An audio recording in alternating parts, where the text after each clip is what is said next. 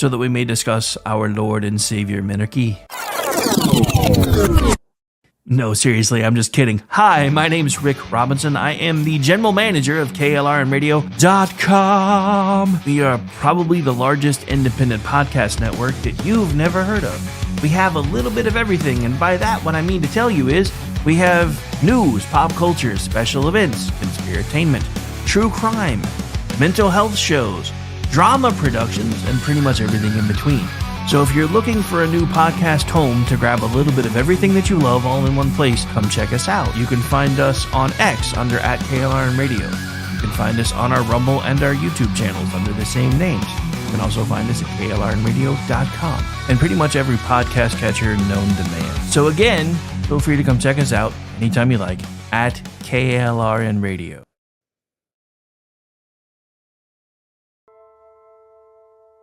My dad was really, really special, and I loved my dad a lot. I'm proud of him, and that even though he isn't here with us, but he died as a true hero. I miss everything about him.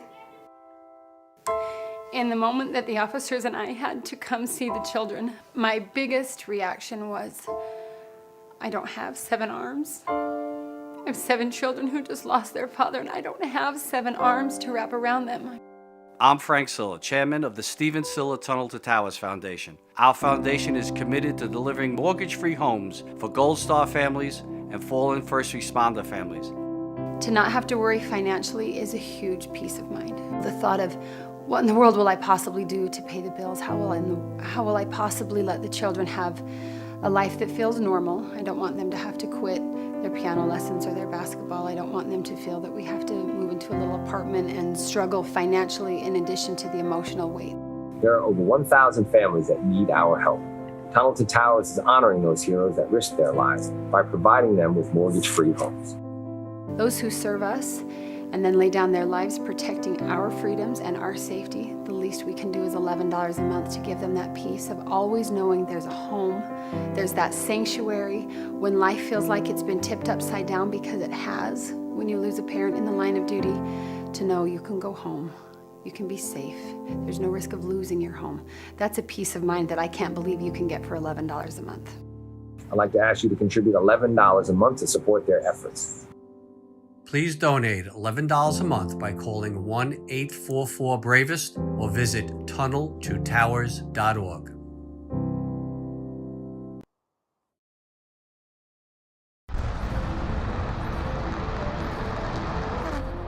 Are you ready to reach for the stars? Tune in to The Lost Wanderer, the #1 monthly podcast on good pods in astronomy. Join our host, Jeff, as he takes you on an interstellar adventure to explore the mysteries of space and the wonders of science. From rocket launches and distant galaxies to the latest discoveries in astronomy, each episode is a thrilling ride through the cosmos.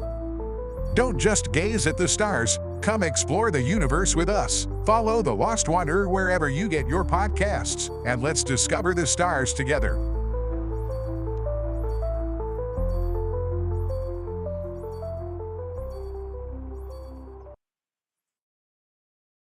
I'm Noble McIntyre of McIntyre Law, and I've been representing injured Oklahomans and their families for almost 30 years. At our firm, we've handled hundreds of crashes involving semis. They are huge vehicles, and when fully loaded, can weigh as much as 80,000 pounds. Most semi drivers are careful and professional drivers, but some big truck drivers and the companies they drive for are dangerous, and I've personally seen the devastating effects on families. If you or a loved one has been affected by a semi crash, contact us at 405-777-7000 or McIntyreLaw.com. We will fight for you. Achieve platinum status in the Fuel Rewards program at Shell and save 10 cents per gallon on every fill. Right now, you're less than 5 miles away from your closest Shell, so make a pit stop this afternoon and fill your tank with Shell V-Power Nitro Plus Premium Gasoline. Click the screen now to learn more about Platinum status and the Fuel Rewards program, or download the Shell app today. Platinum status is earned with 12 fill-ups over 3 months, 10-gallon minimum per fill-up at participating Shell locations. Terms apply. Visit www.fuelrewards.com/status. It's back to school season for the kiddos, which means it's the perfect time to get your vacay on. Beaches are empty, resorts are quiet, and Cheap Caribbean Vacations has fall vacay deals up to, wait for it, 45% off. Plus, you can score more site-wide savings and take an extra $50 off your booking now through September 5th. Take this as your sign to pencil in a vacay this fall and turn back to school season into back to beach season. Go to cheapcaribbean.com to find your next all-inclusive vacay. Offer ends September 5th. You can achieve Platinum status in the Fuel Rewards program at Shell twice as fast by filling up 6 times with Shell V-Power Nitro Plus Premium Gasoline. Right now, you're less than 5 miles away from your closest Shell, so make a pit stop this afternoon and fill your tank with Shell V-Power Nitro Plus Premium Gasoline. Click the screen now to learn more about Platinum status and the Fuel Rewards program, or download the Shell app today. Platinum status is earned with 12 fill-ups over 3 months, 10-gallon minimum per fill-up at participating Shell locations. Terms apply. Visit www.fuelrewards.com/status. Hi, everyone. This is JJ, the co-founder of Good Pods. If you haven't heard of it yet, Good Pods is like Goodreads or Instagram, but for podcasts. It's new, it's social, it's different, and it's growing really fast. There are more than 2 million podcasts, and we know that it is impossible to figure out what to listen to. On Good Pods, you follow your friends and podcasters to see what they like. That is the #1 way to discover new shows and episodes. You can find Good Pods on the web or download the app. Happy listening. KLRN Radio has advertising rates available. We have rates to fit almost any budget. Contact us at advertising@klrnradio.com.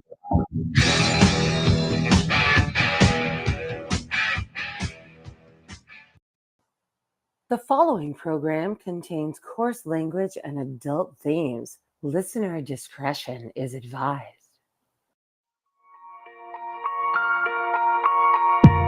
I keep swinging for the fences. It's like this heart is defenseless against a passion that's pumping through my veins. Blood, sweat, tears, it's a calling. And if I can't walk, then I'm crawling. It might flicker, but they can't kill the flame. I can't stop, I can't quit. It's in my heart, it's on my lips. I can't stop, no, I can't quit. It's in my heart, yeah, I'm on it. Till the wheels fall off, till the spotlight fades. I will lift your banner high. I will lift your banner high. Until the walls crash in for the rest of my days. I lay it all on the line. Till the day. And welcome back into the program, ladies and gentlemen. Very special Monday edition of the Rick Robinson Show. We haven't done this in a while because normally Monday is my day off to either run a best off so I can do administrative stuff or take a day off altogether so I can run errands, etc. However, it is election eve, so we're live today. I'll also be live again later today with our friends over at SHR Media as we do a get out the vote rally kind of show starting at, I believe, 8 p.m. Eastern tonight. And I will be hanging out over there as soon as that goes live, and you have me here for 3 hours today. And also in the meantime, when I'm not doing all that stuff, I'll also be checking in with Twitchy and trying to cover some early vote returns, things like that going on in Arizona and Nevada. So there's a lot going on over the next couple of days. I'm also here. I've made an executive decision. I think tomorrow night we're starting the coverage at 6 Eastern. Only because there's going to be some things that I want to go over in advance, and then we'll have folks rotating in and out all night tomorrow night from other outlets, from our own crew. We'll have our whiteboard guy there with us, our very own EJ, who's usually our election whiteboard guy, is going to be hanging out with us. I think I've convinced him to come in a little bit early too, and I'll also be hanging out with the Twitchy crew doing the live blog and again covering Arizona and Nevada election returns over there for that crew. So yeah, it's nerd prom. For anybody who has any friends who are into politics, you understand what this next couple of days is going to be like. So just give us some space, and I promise we'll be okay. Because we're all going to be really, really busy for quite some time now, at least for the next couple of days. And then Wednesday, of course, we will have our normal lineup. Thursday, I am taking Thursday off. Since I did not take Thursday off today, I'll be taking Thursday during the day off. So there will not be a live broadcast on KLRM radio in my time slot. And there will not be a best of either, because this is normally when I take my full day off, the first Monday of the month. However, since Jen and I have not been able to do a show in a couple of weeks, if she is available, we will be doing an election recap show on Thursday night, come hell or high water, because we haven't been able to do a show in like 2 weeks.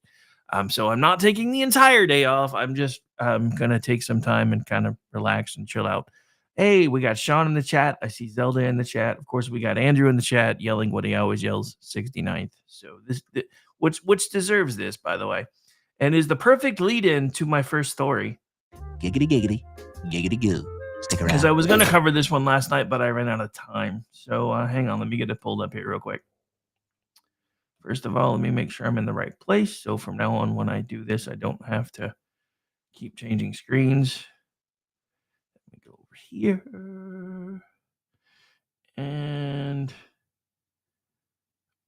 all right. So it's going to look weird for a second because I didn't prep this in advance because, you know, it's Monday and I don't even normally do a Monday show. So a little bit of grace, you heathens. I'm just kidding. Sort of.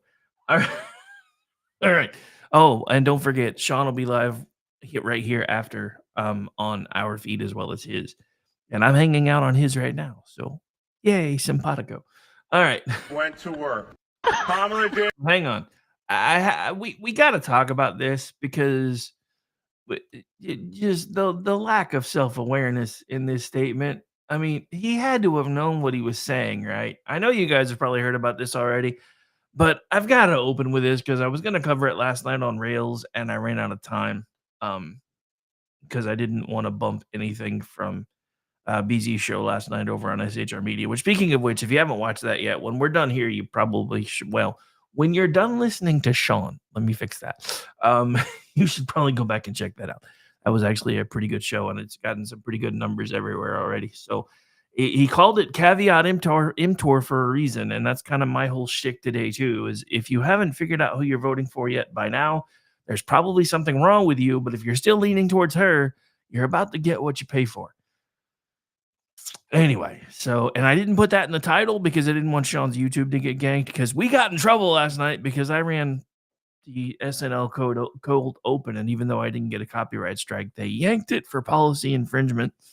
But I got no other notifications, and I'm still streaming to YouTube today, so I'm really confused by that, but whatever. All right, anyway. So here we go. Kamala did what Kamala always does. She just put her head down and she went to work. My name is Willie Brown, and I approve this message. Oh my, really, dude, seriously. All right, just for fun. Kamala did what Kamala always does. She just put her head down and she went to work. I mean, if anybody knows besides Willie Brown, I guess it would be him, but holy lack of self-awareness. Giggity, giggity, giggity goo. Stick around. With everything this woman has been talked about over the years and how she got where she was, this was probably one of the worst statements that her husband could have potentially made. I still think it's funny that, and I know it's common in the political realm, but I still think it's funny that she uses her maiden name. That has never really set well with me. I can almost understand the hyphenation thing, almost, but just keeping your maiden name just seems really weird to me. It's like you've got one eye on the exit already. Like, I'm not changing my name because I don't know how long I'm staying. Anyway. All right. So, yeah, had to start there. Now, our next bit of coverage is going to come in from our friends at This Week in Democracy. I think if we skip the break, I have enough time to go ahead and play that too. Because, of course, the Peanut and also the Fred controversy. Fred the raccoon is like looking down at the world from the Rainbow Bridge going, fuck you guys, they killed me too. What the hell? Why is it all about Peanut? Come on, I'm a trash bandit. I'm cute. And everybody's like, oh my God, Peanut. And Fred's like, fuck all y'all. They killed me too, you bastards. But anyway, so it's become a bit of a rallying cry. My good friend Gene has put together a This Week in Democracy episode in regards to it. So we're going to run that right now. And then we'll probably take our first break once this concludes, and we'll skip the monologue break since I'm playing this. 10 to 15 DEC officers raided my home for a raccoon and a squirrel. We used resources from this state to kill a squirrel and raccoon and raid my house as if I was a drug dealer. Ain't nothing changed, nothing new here to see. This ain't nothing but some political maneuvering. America, welcome to the eulogy, eat it up. It's called political buffoonery. Hey there, everybody, and welcome to This Week in Dumbmocracy, where we showcase some of the dumbest newsmakers of the week. Looking back on this 2024 election cycle, there were many things that occurred that I certainly didn't have on my bingo card.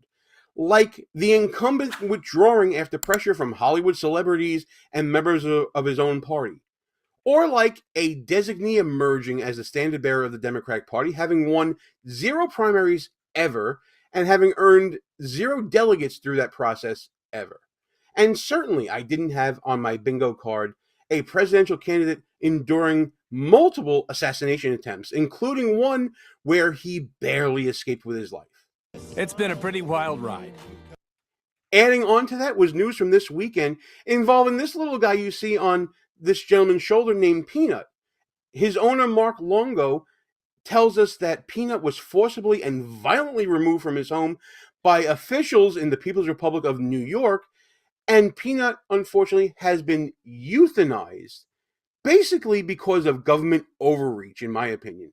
We're going to explore all that and how justice for Peanut has become a rallying cry in the 2024 election. We're going to discuss all the details of this and give some opinions as well, but before we do all that, please subscribe to the channel, hit that notification bell so you don't miss any other shows, and if you like what you're seeing here in this or any other video on my little political channel here, I'm going to ask you guys to smash that thumbs up button, like, comment, share the show with your friends, all that really, really good stuff, because all that's going to help this channel grow via the YouTube algorithm.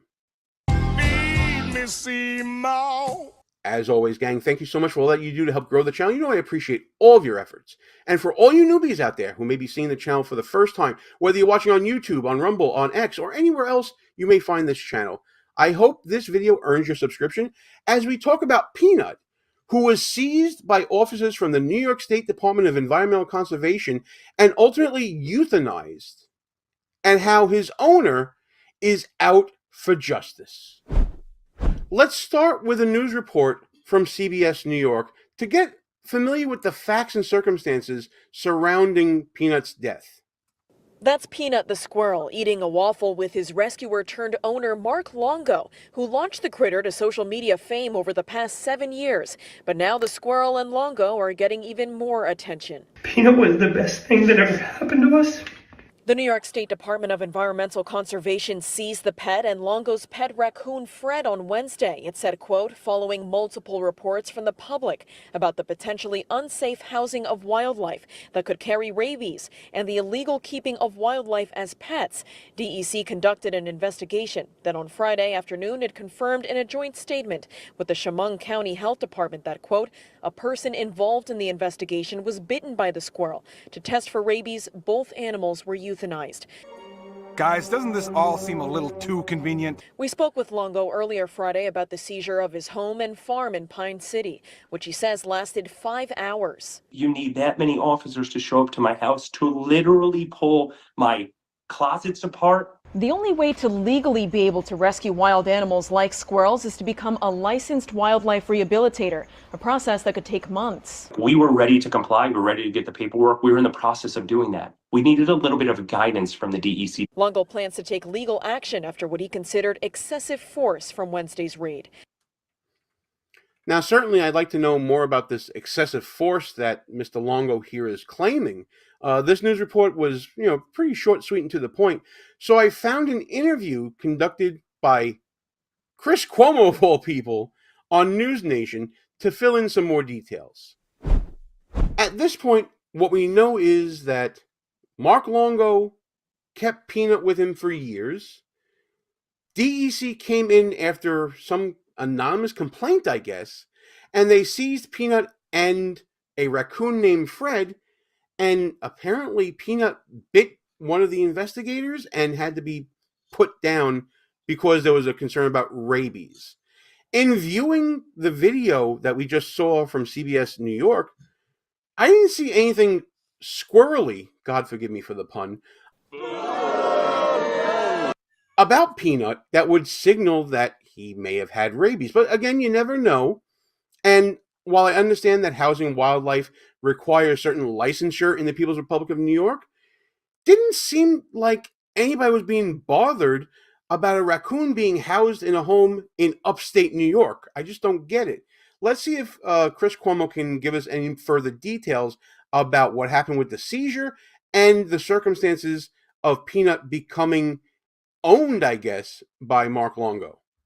He took in Peanut 7 years ago, found him injured on the streets of New York City, shared their journey together on the internet ever since. They really had quite the relationship. It was really, really cute to watch. Then the government gets involved. New York State's Department of Environmental Conservation, DEC, raided his home and took the squirrel and this pet raccoon that he has. Now remember, he didn't just find these things. They said, well, he was potentially exposed to rabies. He had the squirrel for 7 years. Does it look like it has rabies? And then the squirrel bit one of the investigators. So that's what they say in their statement about why this happened. They then kill the squirrel and the raccoon because that's how they test for rabies. Why was this necessary? What happened? I want some answers. Mark Longo, the man in the video who just lost the squirrel, joins us now. This sucks. How are you taking it? Mr. Cuomo, I just want to say thank you so much for inviting me on the show. What happened today and what transpired throughout this week has been nothing short of a tragedy and a disgrace to the New York State. 2 days ago, 10 to 15 DEC officers raided my home for a raccoon and a squirrel. We used resources from this state to kill a squirrel and raccoon and raid my house as if I was a drug dealer. We have resources to kill a raccoon and a squirrel, but we can't fix the major bridges down the street. Wow. That many officers going to someone's property? They had to have had a warrant, which means that lawyers were involved. I'm assuming that prosecutors were involved and judges involved. And we already saw from the CBS report that there were local and state authorities involved. All for a squirrel? This feels like a bit much. Who do you think dimed you out on this?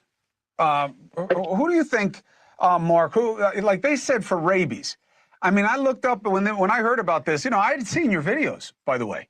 My senior producer Jonathan called me about it, but I had seen it. People love it. I mean, you know, it's one of the good things about social media. I mean, you did a great job with this animal. So I look up rabies, and they're pretty severe symptoms and demonstrations of behavior. Couldn't they have just observed the squirrel and the raccoon and said, well, they don't look rabid? And who told them that they might be rabid? Sir, there's a quarantine period that is supposed to be happening. We did not hear from the DEC. We didn't even get a statement from the DEC. We heard it from another news station that they killed Peanut. Those bastards. Since they left my house, not a single DEC employee or state official even called me to tell me what happened. They came into my house. They even asked my wife for immigration status. They asked me if I had cameras in my house. Wow. Okay, now we're definitely talking about government overreach. This isn't the People's Republic of New York supposed to be a sanctuary state? Why are they asking about a woman's immigration status if you're basically sounds like executing a warrant to seize wildlife? What the hell's going on with that? That seems beyond the pale to me here. And the fact that there was no information given to Mr. Longo here from DEC letting him know that the animal was killed, that seems like a violation of some rights here as well. But if there was damage to his home, if they were going through his closets, like you said in the CBS piece, and talking about 10 to 15 officers basically barging into his property. Is that what we're resorting to here? Gestapo tactics? Did New York solve all their problems in the past week or so that they're able to devote this sort of manpower and interest and attention to a story about possessing wildlife? There's got to be something else to this. There's got to be something else to what's going on here. Could it be that the anonymous person is someone important in the People's Republic of New York? I don't know. I'm speculating here at this point. Clearly just speculating because I don't understand the rationale of breaking down a door with 10 to 15 officers and this citizen enduring this sort of bad treatment. It's mind-boggling. They got local sheriffs to approve this. The DA approved this. They had a criminal judge sign a search warrant to come and take these animals. The woman who claimed, or the member who claimed to get bitten, everybody around here wore gloves. These are professionals who deal with animals on a daily basis, and you're going to tell me you got bit by a squirrel? None of this transpired. This was somebody out to get me. Give me a name. We moved to a small town to start a nonprofit animal rescue called Peanuts Freedom Farm. We understood that this internet sensation was a wave, and we wanted to turn it into something great, so we moved to New York from Connecticut. We moved here last April, and we started a nonprofit and have rescued over 300 animals, all in the name of Peanut. Peanut is the center of our organization. I used his social media to gather the funding to continue to help animals. And the DEC comes in here. They wouldn't even allow me to feed my horses who have been coming from neglected cases. They spent 5 hours taking apart my house for a squirrel and a raccoon. So I need an explanation as to why this state can find the funding to bring this many people to my house to destroy my life, but we can't fix major issues that we're having in this state.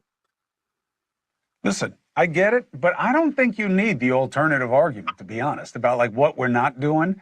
This is just a really messed up thing. And you know, I know it's a squirrel, but this is a squirrel the way I have dogs, you know, as far as you're concerned. Now, I get it. Maybe the law doesn't treat them the same way. That goes to the second point, which is this what we needed to do? That's a great question. This seems like overkill. This seems like too much government literally intruding into Mark Longo's life here. And when we come back from the break, you're going to see how this idea of government overreach is turning into a rallying cry on the campaign trail, where the internet is literally blowing up about justice for Peanut and relating it to the last 48 hours of this election cycle. Like what you see so far? Go ahead and smash that thumbs up button. Also, leave us a comment and tell us what you're thinking. And don't forget to subscribe so you never miss another show. As news of the demise of Peanut went viral across all social media platforms and local news, it became a national story to the point where Donald Trump Jr., in the throes of the last 72 hours of campaigning for the biggest election of our lifetime, since the last biggest election of our lifetime, spoke about Peanut from a podium at a rally in North Carolina with J.D. Vance. Will end the insanity of our open border policies, where they let in 600,000 criminals, 13,000 murderers, 16,000 sex offenders and rapists. Think about that. Those are U.S. government statistics from their administration. They know that's coming across our border, and they allowed it to happen anyway. This is not sane. They're not worried about any of that. They'll allow that to happen. But if someone adopts a baby pet squirrel, justice for Peanut. No, but think about it. Our government will let in 16,000 rapists, they'll let in 13,000 murderers, they'll let in 600,000 criminals across our border. But if someone has a pet squirrel without a permit, they go in there and kill the squirrel. Think about it. Like, that's the Democrat Party. That's where they'll go. That's their overreach. They want to control every aspect of your life. The big stuff, the stuff that matters, the stuff that's killing our kids, destroying our neighborhoods. That's different. We got to follow the woke playbook. Change it all on November 5th. So you see what happens here? A local story blows up, becomes viral, becomes a national story, and it starts being used as a talking point in our political discourse. Now, make no mistake here. Donald Trump Jr. knows exactly what he's doing. He knows that the federal government has nothing to do with this raid that happened at Mark Longo's home. That was all New York State Department of Environmental Conservation. He knows that, but he's making the comparison between Democrats in the People's Republic of New York to Democrats nationally. This idea of overreach, the idea of lack of priorities, comparing the ignorance of the border crisis, or the willful ignorance of the border crisis, as it were, throughout the Biden-Harris term, to the snap action of getting an anonymous call and raiding a house to seize a squirrel. I get the comparison. It's puffery, of course, on the campaign trail, but seemingly this story and this comparison has some legs to it. Even Elon Musk has tweeted about justice for Peanut and compared it to a rallying cry for voting. This story has gotten legs that I didn't think a story would get. You would think that some October surprise would be out there. Who knew it would be the raid on a house to get a squirrel and then kill it? That speech isn't the end of the politicization of what happened to Little Peanut here. A Republican member of the New York State Assembly is going to be introducing a bill to change the laws about how these seizures occur. What happened to Peanut was a tragedy, and this heartbreaking event needs to be investigated. I'm Assemblyman Jake Blumenkrantz, and as a state lawmaker and an animal advocate, this tragedy can be an agent of change for our process and system in which there is animal seizure. That's why I'm introducing Peanut's Law. Within Peanut's Law, we'll allow for a 72-hour waiting period in which notice and appeals can take place before seizure or euthanization.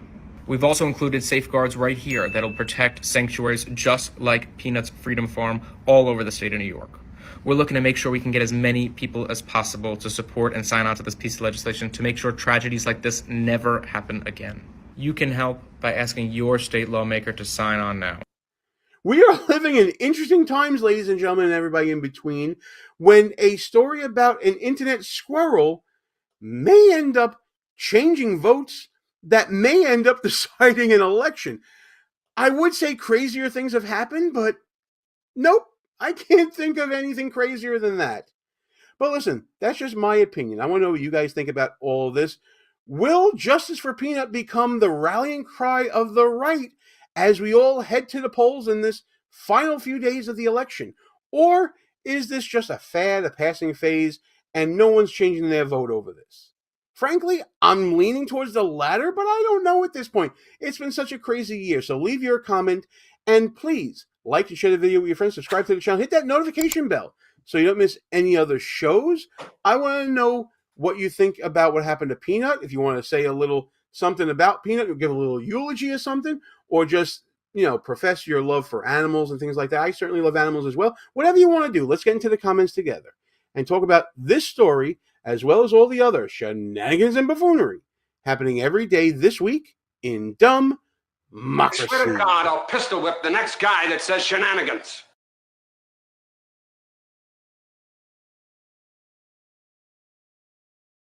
All right, well, he didn't do his usual closer, and I was expecting it. All right, so you can see his book up on the screen, Schnooks, Crooks, Liars, and Scoundrels. We'll have a QR code for that up in a minute. However, since we do need to take a break now because I skipped one, my name's Rick Robinson. This is my show, and we will be back here in about 3 minutes or so on this special Monday Election Eve edition of my show right here on KLRN Radio and SHRmedia.com. When trouble seems to rain on my dreams, it's not a big deal. Let it wash all the bugs off my windshield, 'cause you're showing me that in you I'm free, and you're still the refuge that I've just got to get to, so I won't let it take go. That we may discuss our Lord and Savior Minarchy. No, seriously, I'm just kidding. Hi, my name's Rick Robinson. I am the general manager of KLRNradio.com. We are probably the largest independent podcast network that you've never heard of. We have a little bit of everything, and by that, what I mean to tell you is we have news, pop culture, special events, conspiratainment, true crime, mental health shows, drama productions, and pretty much everything in between.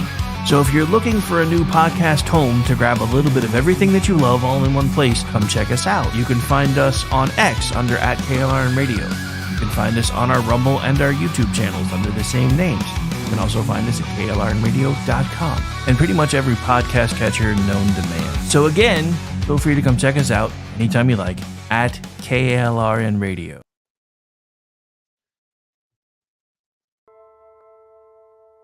My dad was really, really special, and I loved my dad a lot. I'm proud of him, and that even though he isn't here with us, but he died as a true hero. I miss everything about him. In the moment that the officers and I had to come see the children, my biggest reaction was, I don't have 7 arms. I have 7 children who just lost their father, and I don't have 7 arms to wrap around them. I'm Frank Silla, chairman of the Stephen Silla Tunnel to Towers Foundation. Our foundation is committed to delivering mortgage-free homes for Gold Star families and fallen first responder families. To not have to worry financially is a huge peace of mind. The thought of, what in the world will I possibly do to pay the bills? How will I possibly let the children have a life that feels normal? I don't want them to have to quit their piano lessons or their basketball. I don't want them to feel that we have to move into a little apartment and struggle financially in addition to the emotional weight. There are over 1,000 families that need our help. Tunnel to Towers is honoring those heroes that risk their lives by providing them with mortgage-free homes. Those who serve us and then lay down their lives protecting our freedoms and our safety, the least we can do is $11 a month to give them that peace of always knowing there's a home, there's that sanctuary when life feels like it's been tipped upside down, because it has, when you lose a parent in the line of duty, to know you can go home, you can be safe, there's no risk of losing your home. That's a peace of mind that I can't believe you can get for $11 a month. I'd like to ask you to contribute $11 a month to support their efforts. Please donate $11 a month by calling 1-844-BRAVEST or visit tunneltotowers.org.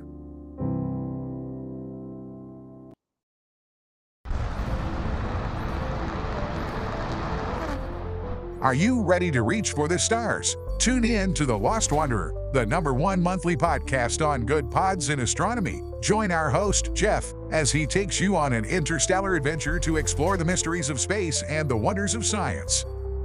From rocket launches and distant galaxies to the latest discoveries in astronomy, each episode is a thrilling ride through the cosmos. Don't just gaze at the stars, come explore the universe with us. Follow The Lost Wanderer wherever you get your podcasts, and let's discover the stars together.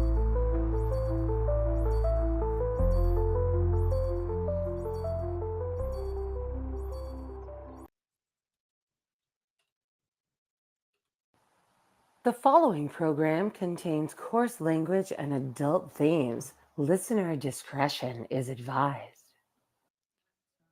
Chained down like a prisoner in my own house. Shame cycles like a deadly medication. I try, but I can't change my situation. Cause that liar comes to rob my joy. Yeah, I'm bruised, but I'm not destroyed. I'm rising like an army, and you're gonna hear the sound. I'm calling the angels down. I'm storming the gates of hell. Tell the devil he don't own my soul. I'm taking back what the enemy stole. I'm raising the battle cry. I'm holding the banner high. With the power of the And welcome back into the program, ladies and gentlemen. Again, a special Monday edition of the Rick Robinson Show right here live on KLRMradio.com, SHRmedia.com, X, Rumble, YouTube, Facebook, pretty much everywhere you can find podcasts and everywhere in between. Hope everybody's having a great Monday. It is election eve, and despite all of the media hullabaloo, look, I'm not going to call it. I'm not, because every time I call it, I'm wrong. So that's not going to be happening. But while I get a couple of things fixed here, there's something I want you guys to watch because, yeah, reasons. So hang on just a second here. We're going to leave this playing in the background while I'm fixing things because reasons. All right, so we've got that fixed, and if anybody happens to be listening from Restream, the ability to edit your scenes while they're in the background would be absolutely amazing. Please and thank you, because this is kind of a pain when you're doing a live broadcast and having to change things on the fly. All right, anyway, all right. So this is from our friends at Red State. One moment. All right, so here we go. You guys should be seeing it now. I'm gonna get it all squared up the right way here. Give me just a second. My name is Henry Ike. My name is Marcus. I live in Tennessee. My name is Kendall Sandifer. I'm a black man from Chicago, Illinois, born and raised. I'm Leon Benjamin. I'm John Anthony. My name is Javon Price. I'm a black man from the free state of Florida, and I will be voting for President Trump this November. And I'm not with her. And I'm not with her. I believe Donald J. Trump is well suited for the job because he'll bring back manufacturing to our country, create economic growth, and more importantly, preserve our traditional values. I feel he's going to get this country back up and running to how it's supposed to be. My daughter, Jariah, I want to make sure that she's protected, and I believe Donald Trump is the man for that. He has my vote. I endorse Donald Trump for president. He can make our communities great again. He's done it before, he can do it again. Because we need to be great again together. I'm not with her. I know you're not. Make sure you get out there and vote. Vote for President Trump this November. Vote with it.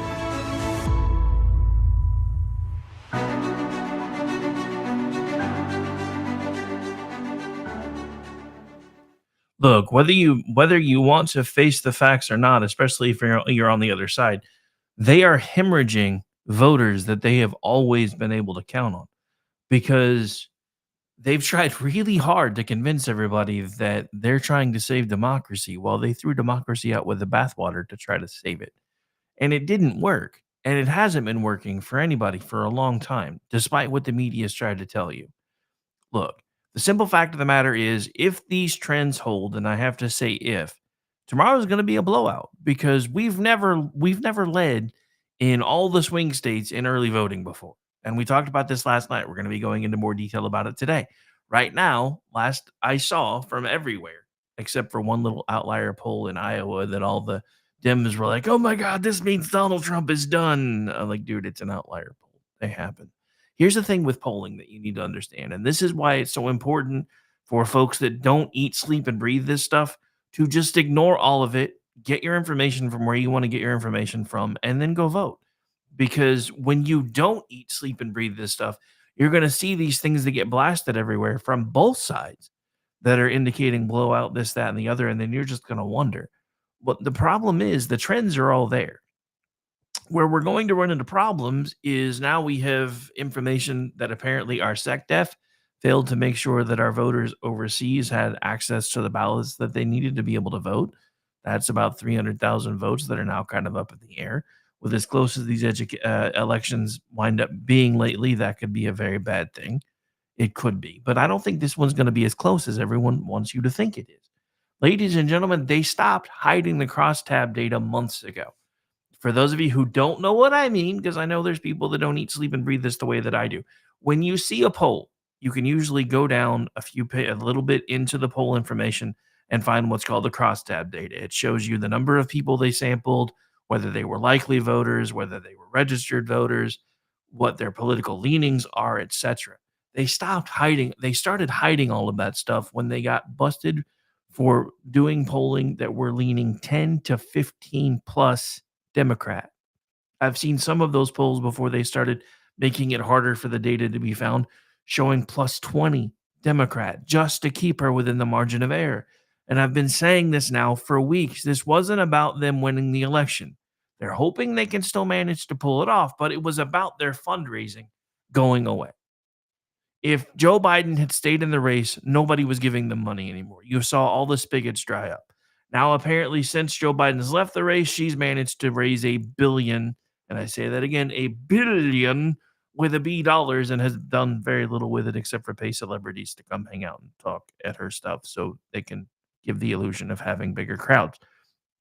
For those of you who don't know what I'm talking about, let's just remember that in Houston just the other day, everybody expected Beyonce to come and perform at one of her rallies. Beyonce gave like a 4-minute talk and then walked off stage, and everybody was pissed. People started leaving. They were booing. They were screaming. They were yelling. There was a white woman yelling at a baby because she didn't get to hear Beyonce.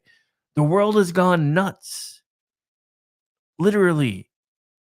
And I think part of what brought it all to the surface and helped everybody realize it in a way that they haven't before was the story that just broke this weekend over Peanut. Because in a sanctuary state, in a place where they tell you no people are illegal, apparently squirrels can be illegal. Make that make sense for me, please and thank you, because I just don't get it. This is government overreach. And yes, my good friend Gene was right. It doesn't have a damn thing to do with federal overreach, but it's a symptom of the same problem. Because when you give one party control for too long, they start getting crazy. It happens pretty much everywhere, depending on whether you agree with a brand of crazy or not. It's going to be a different story, but it does happen. And this is a prime example of that because this squirrel had been around for 7 years in the same place. 7 years, 7.5 years. And now all of a sudden they decided they had to do something about it, which makes no sense. Absolutely none. But here we sit the day before an election with everybody trying to have their prognosticator hats on. And all I'm trying to do is show you that things like this never happened before. I don't remember the last time I saw a video like this being put out where it was men of color saying, I'm not with her. Now, granted, women of color are probably still predominantly with her, and that could be a huge problem for us come election day because they outnumber us. But I do know plenty of women who are not just voting because of abortion. I know plenty of women who are voting because of their pocketbooks. I know plenty of women who are tired of going to Walmart and seeing a 50-inch TV for $200 and they can't even get a week's worth of groceries for that much. This is how upside down everything is. And this is why I've been trying to tell you guys for a long time that bread and circuses is in full effect in this country because they have made the things that entertain you as cheap as possible to keep you distracted while they make what you need to actually survive, either the stuff that you can afford to buy so unhealthy for you that you wish you didn't have to buy it, or so expensive that you can't buy it anyway. Because it's all about control for them. Ladies and gentlemen, we have been taken over by corporations in ways that we have not understood. And I say this as someone who for years was a Republican. I don't consider myself a Republican anymore. I am a conservative, but I don't consider myself a Republican anymore. The Republican Party left me, not the other way around. And if you don't believe me, just look at what the Republican Party is doing today, because the majority of the Republicans of yesteryear are now aligning with her.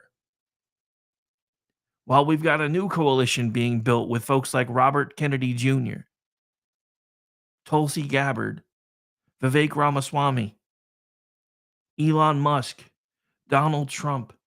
These are the people that I want to throw my lot in with because these are the people that I have seen be able to do things successfully.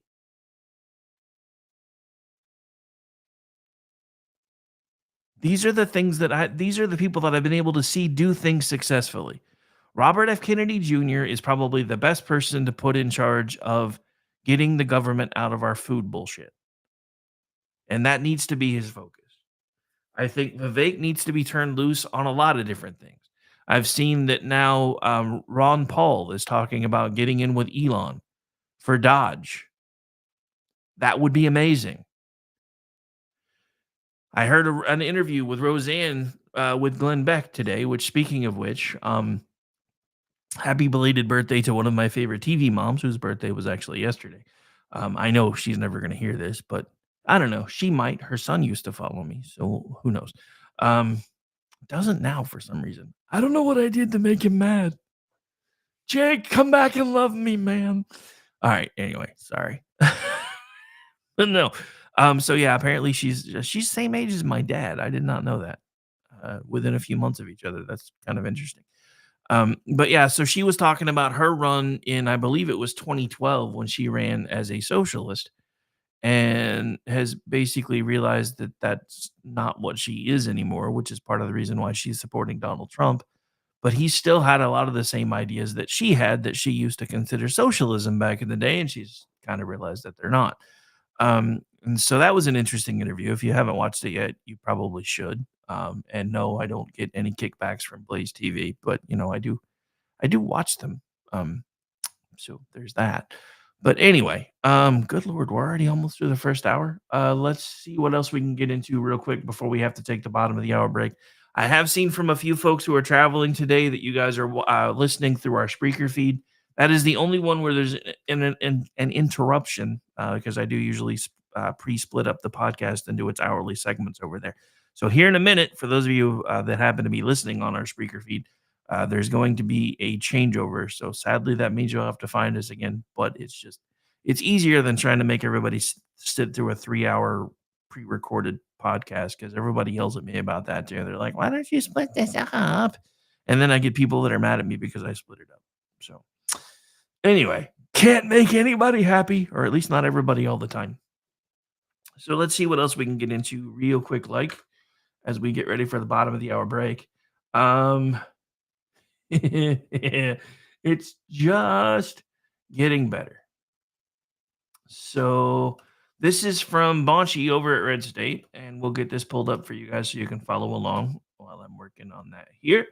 All right, so Cardi B bombs her Kamala Harris endorsement, and Van Jones explains why he's nervous. Now remember, Van Jones, if you've been paying attention, was completely like on death knell for the Democratic Party watch during the RNC, and then the party swap, the not the party swap, but the candidate swap happened, and all of a sudden he's like, "Feel the joy, feel the energy. This is like 2008." I'm like, dude, you said that about the RNC like 2 weeks before, so get a new line. But anyway, so apparently he's kind of freaking out right now. So we're going to go into this, and then we're going to take our top of the hour break. Don't forget, get me for 2 more hours. I see a lot of folks scanning the QR codes. Hopefully you guys are checking out our merchandise, etc. If there's anything you like there, if you want to help us keep the lights on, there is a donation link there. Yes, we play commercials, and we do get some money from those, but we're a smaller group, so everything that you guys send to us goes straight to our daily expenses. So the race could not be closer, and when Democrats start to get nervous, they retreat to their comfort zone, embracing celebrities. It doesn't matter how many elections America has that show. It doesn't matter how many elections America has that show celebrity endorsements range from completely irrelevant to harmful. You can count on the Democrat nominee trotting out a slew of stars with awful records of decision making. I mean, who wouldn't want to take their voting cues from Diddy's ex-girlfriend or a female rapper who drop the N-word during rallies? So enter Cardi B, who is most famous for simulating sex acts on stage while lip-syncing about her genitalia. Vice President Kamala Hamasnik, believing she needed a last-minute boost, charted the performer out in Wisconsin. Things did not go well. I lost a few dozen IQ points just watching this once, which is why we're now going to share it. 1 second, guys. 1 second.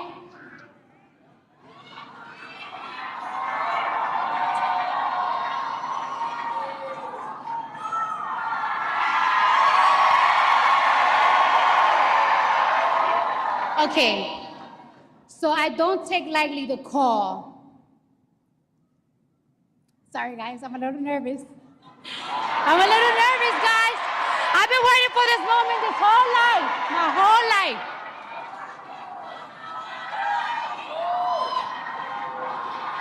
I need patience over here. Patience, where are you, girl? I need patience over here.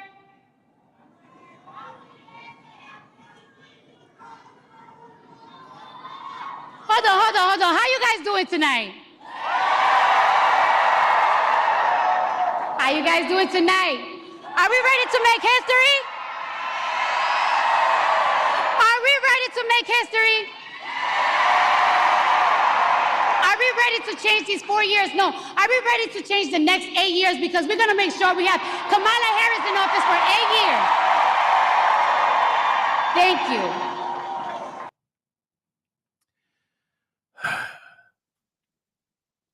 So there you have it.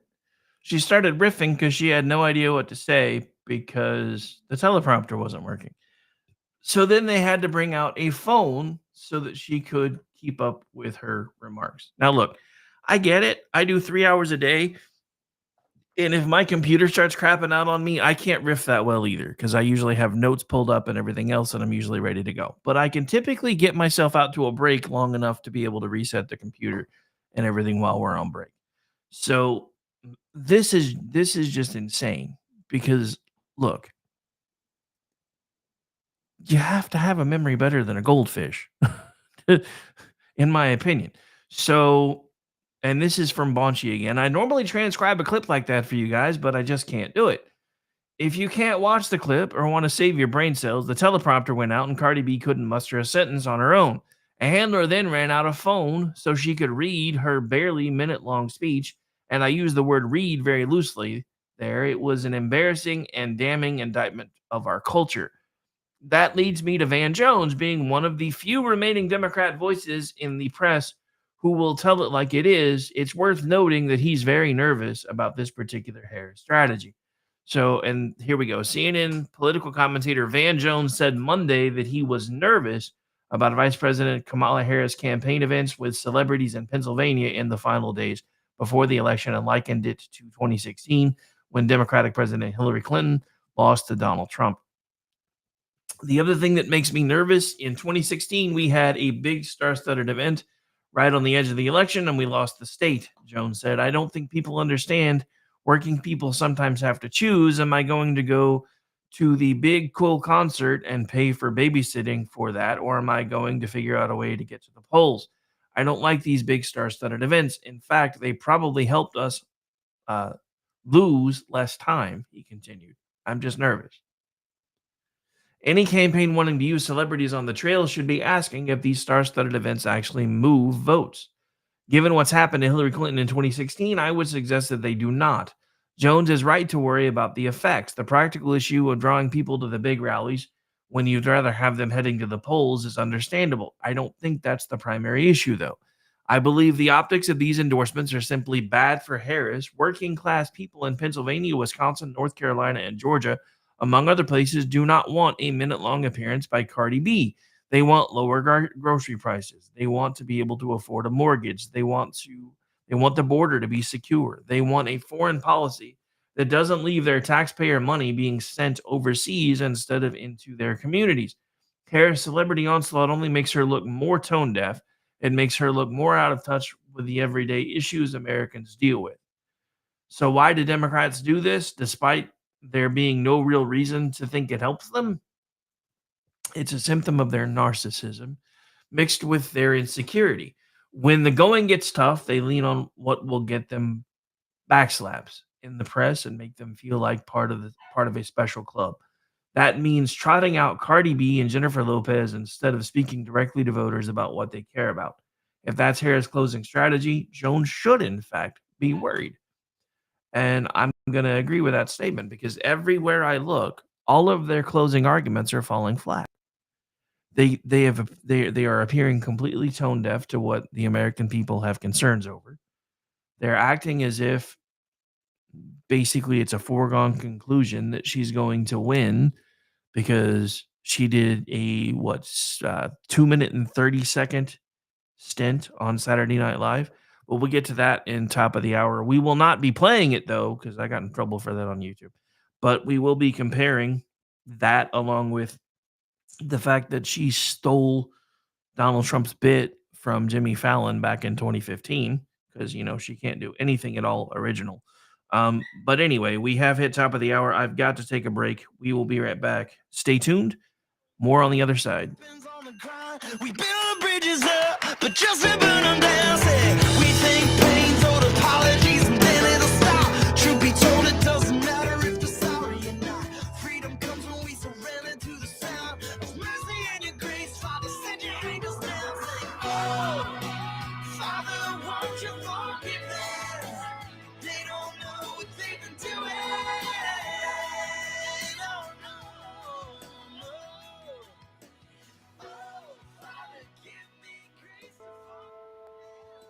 My dad was really, really special, and I loved my dad a lot. I'm proud of him, and that even though he isn't here with us, but he died as a true hero. I miss everything about him.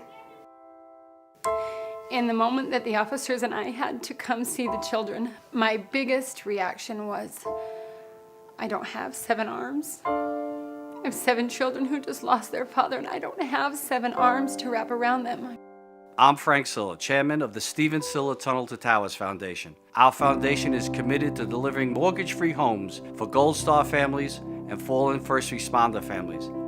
To not have to worry financially is a huge peace of mind. The thought of, what in the world will I possibly do to pay the bills? How will I possibly let the children have a life that feels normal? I don't want them to have to quit their piano lessons or their basketball. I don't want them to feel that we have to move into a little apartment and struggle financially in addition to the emotional weight. There are over 1,000 families that need our help. Tunnel to Towers is honoring those heroes that risk their lives by providing them with mortgage-free homes.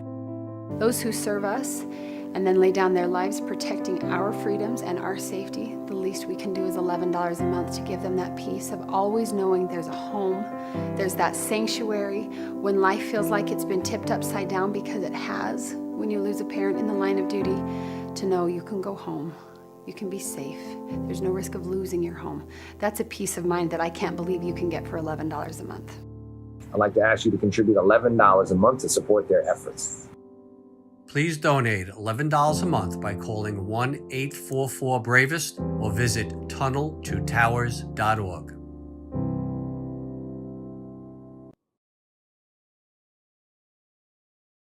So that we may discuss our Lord and Savior Minarchy. No, seriously, I'm just kidding. Hi, my name's Rick Robinson. I am the general manager of KLRNradio.com. We are probably the largest independent podcast network that you've never heard of. We have a little bit of everything, and by that, what I mean to tell you is we have news, pop culture, special events, conspiratainment, true crime, mental health shows, drama productions, and pretty much everything in between. So if you're looking for a new podcast home to grab a little bit of everything that you love all in one place, come check us out. You can find us on X under @KLRNradio. You can find us on our Rumble and our YouTube channels under the same names. You can also find us at KLRNradio.com and pretty much every podcast catcher known to man. So again, feel free to come check us out anytime you like at KLRNradio.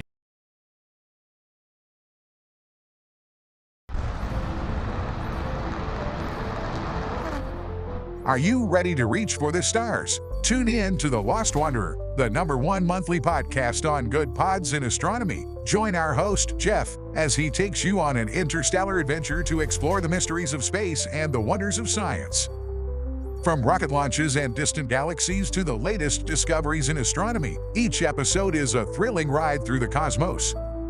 Don't just gaze at the stars, come explore the universe with us. Follow The Lost Wanderer wherever you get your podcasts, and let's discover the stars together.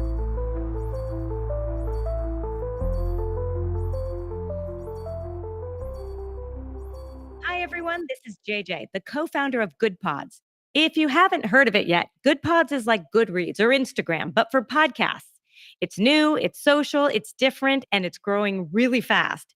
There are more than 2 million podcasts, and we know that it is impossible to figure out what to listen to.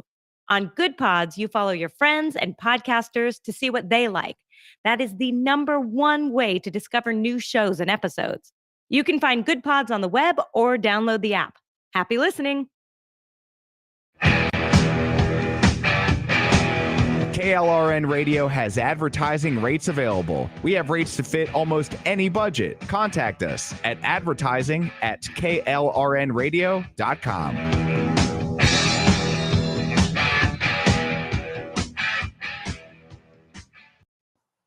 The following program contains coarse language and adult themes. Listener discretion is advised. It's like this heart is defenseless against a passion that's pumping through my veins. Blood, sweat, tears, it's a calling. And if I can't walk, then I'm crawling. It might flicker, but they can't kill the flame. can't stop, I can't quit. It's in my heart, it's on my lips.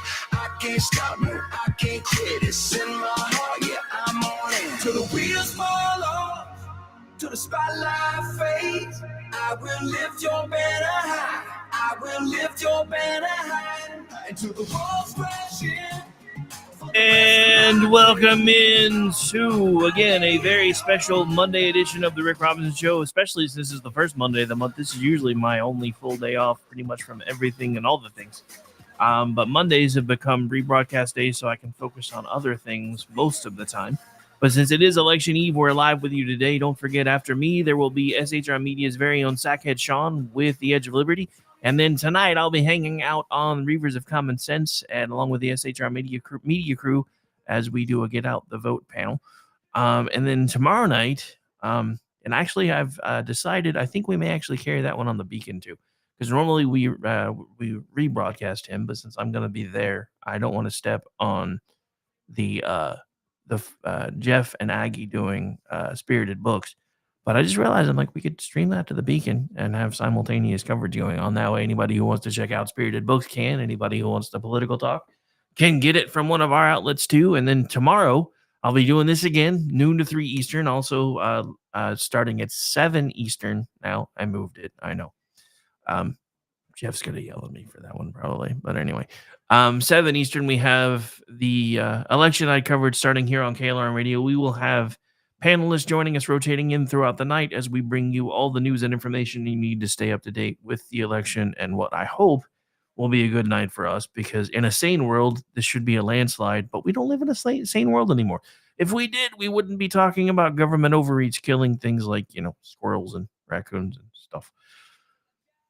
So if you needed any more proof that we don't live in a sane world, there you have it. But is sanity starting to return? That is the question, and we will find out tomorrow. We are one day away from what I hope will be Liberation Day, because the Democrats stole an election 4 years ago and been holding us hostage ever since. I said what I said. Sorry, Sean. Hopefully you don't get a strike for that, but you might. Not my fault, though. It's not my fault people don't like the truth. So let's talk about this, right? Because this kind of ties into what I was going to be talking about most of this hour anyway. Sorry,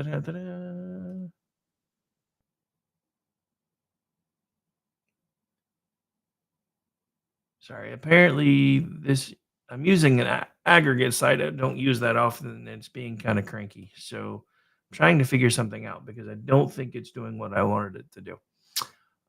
So one moment, please. Where are you, bro? What did you do? So it's not that one. It's not that one. That's not what I was trying to do either. All right, sorry. Computer is having a problem. Apparently my firewall does not like this website. So I guess we probably won't be going into that article. It didn't do this when I was trying to go live before. Or before I went live, but I guess it's going to now. Oh, wait, there it goes. Now it's behaving itself. So this is Victor David Hansen, Dateline Today. Let me get it pulled up on the screen for you guys now that I have it behaving itself. It did not want to behave.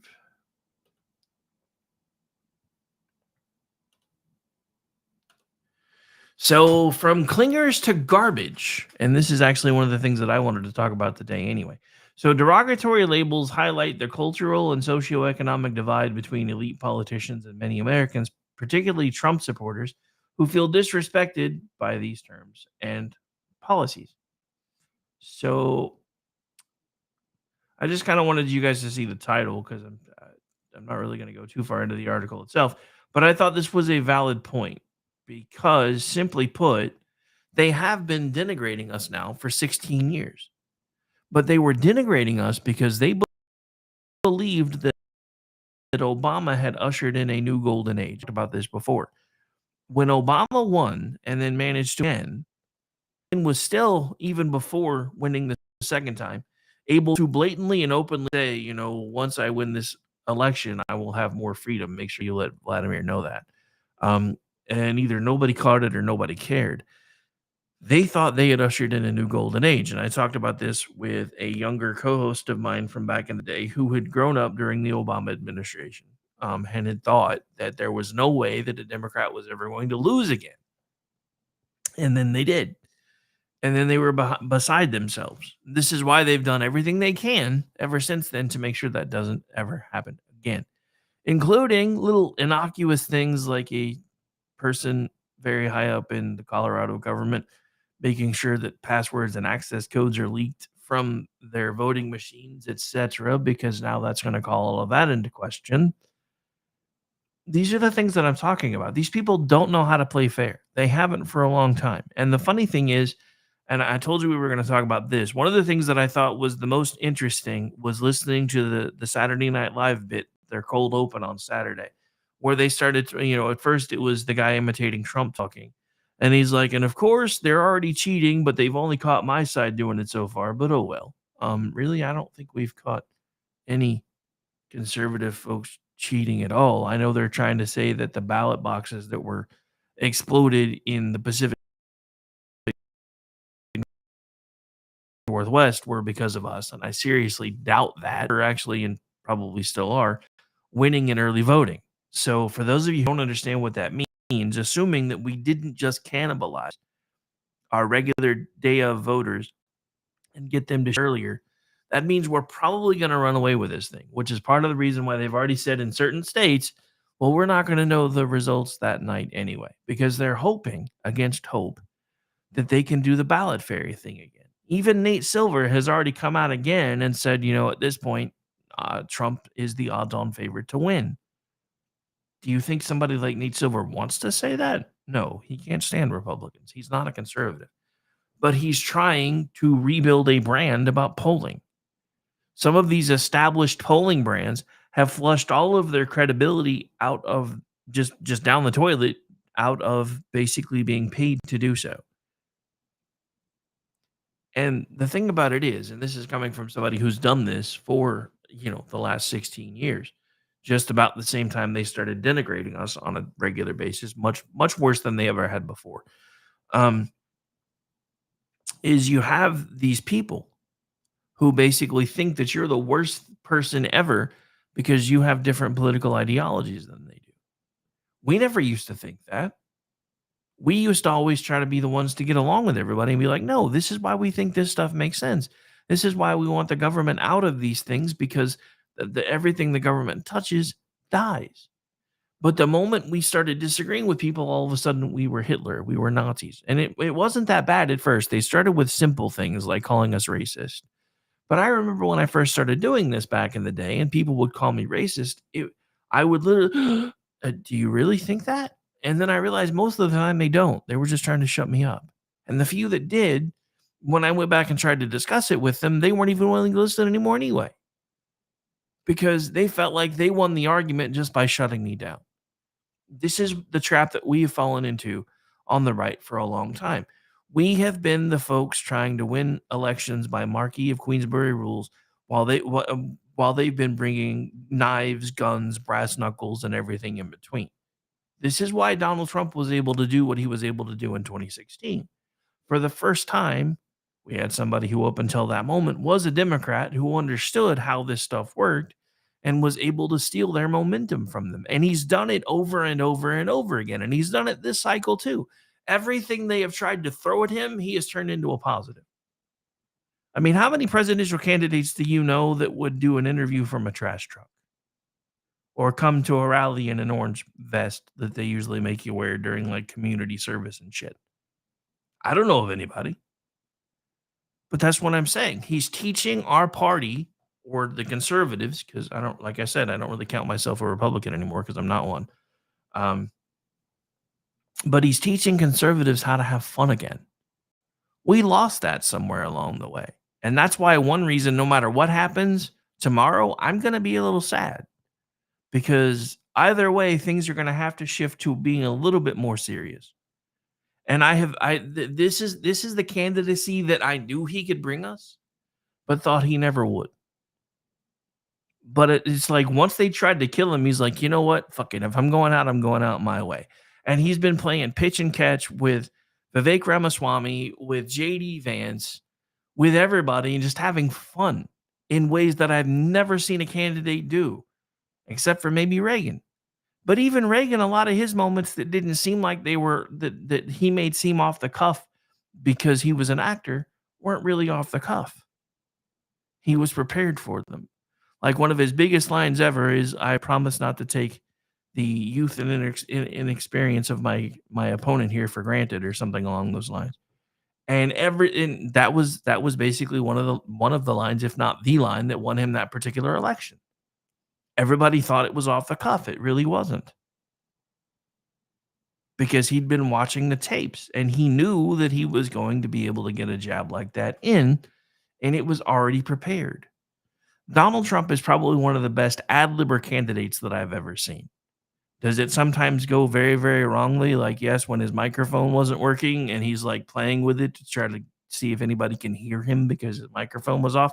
And then they turned it into, oh my God, he's doing lewd acts with a microphone. Dude, you just had a woman on stage for Kamala Harris who's best known for talking about her own genitalia, but you want to talk about Donald Trump potentially doing lewd things with a microphone, when in reality, all he was trying to do was show people that it wasn't working. And even if he did, who the hell cares? I thought this was 2024. Why is it that one party insists that it's 2024 and we should be comfortable with anything and everything until our side says, okay, if that's how you want to play it, cool, we can do that too. Look what they just did. The party of Christians, and he just had lewd acts with a microphone on a stage. Last I checked, you guys still claim to be Christians too, mostly, but you didn't seem to care that Cardi B was on stage with Kamala. No, I will never call her Kamala. I don't care. Because I've heard her mispronounce her own name. But one of the things that drove me the absolute most craziest about this thing, again, with Saturday Night Live, was watching them basically parrot a bit from 2015 that was with with Jimmy Fallon and Donald Trump, where they did the exact same thing. Fallon was dressed as Trump in a dressing room, getting ready to go on the air with Trump, and then sits down, and it's actually Trump in the mirror. This woman has zero originality. Nothing she ever does is original. Almost all, look, all of her campaign stuff, once they finally put it up, 80% of it was copied directly from Joe Biden's website. 80% of it copied directly from Joe Biden's website. People that know how to go look for those kind of things were even able to find the tags proving that 80% of what she put up was actually pirated from there.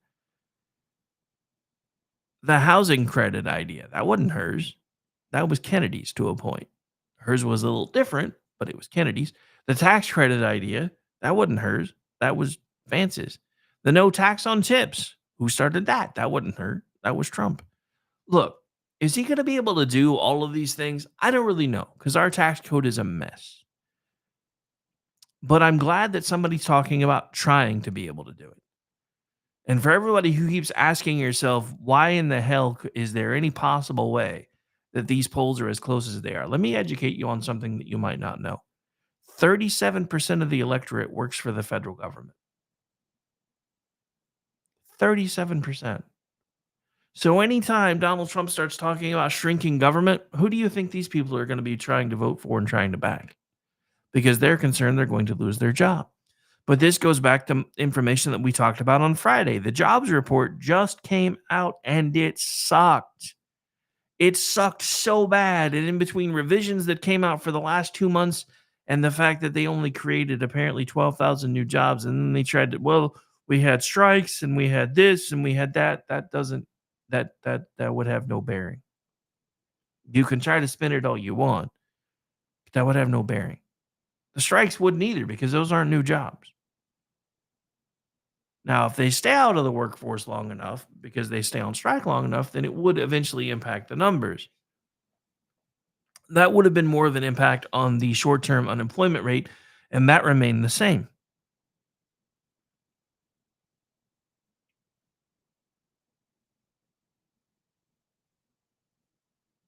I actually hadn't seen that he had done that, Jeff, so that actually is a very smart idea. I mean, I would much rather pay them for a while to help them go find other work and get them out of the government sector. Because here's the thing, folks, and I talked about this on Friday. One of the things that you need to keep in mind, if you haven't gone to the ballot box yet, by now, I hope everybody that's listening has already voted. But if you haven't and you're doing it tomorrow, which is fine, I'm not yelling at you about that. I promise. But if you haven't yet and you're doing it tomorrow, one of the things that I want you to keep in mind is our economy right now is a house full of termites because from the outside, it looks really strong. If you listen to the media, if you listen to the world, we're the ones propping up the rest of the world's economy. But what they don't realize is it's our government sector doing that. They're taking everybody's tax money and feeding it back into the system through payroll for the government. You want to talk about socialism?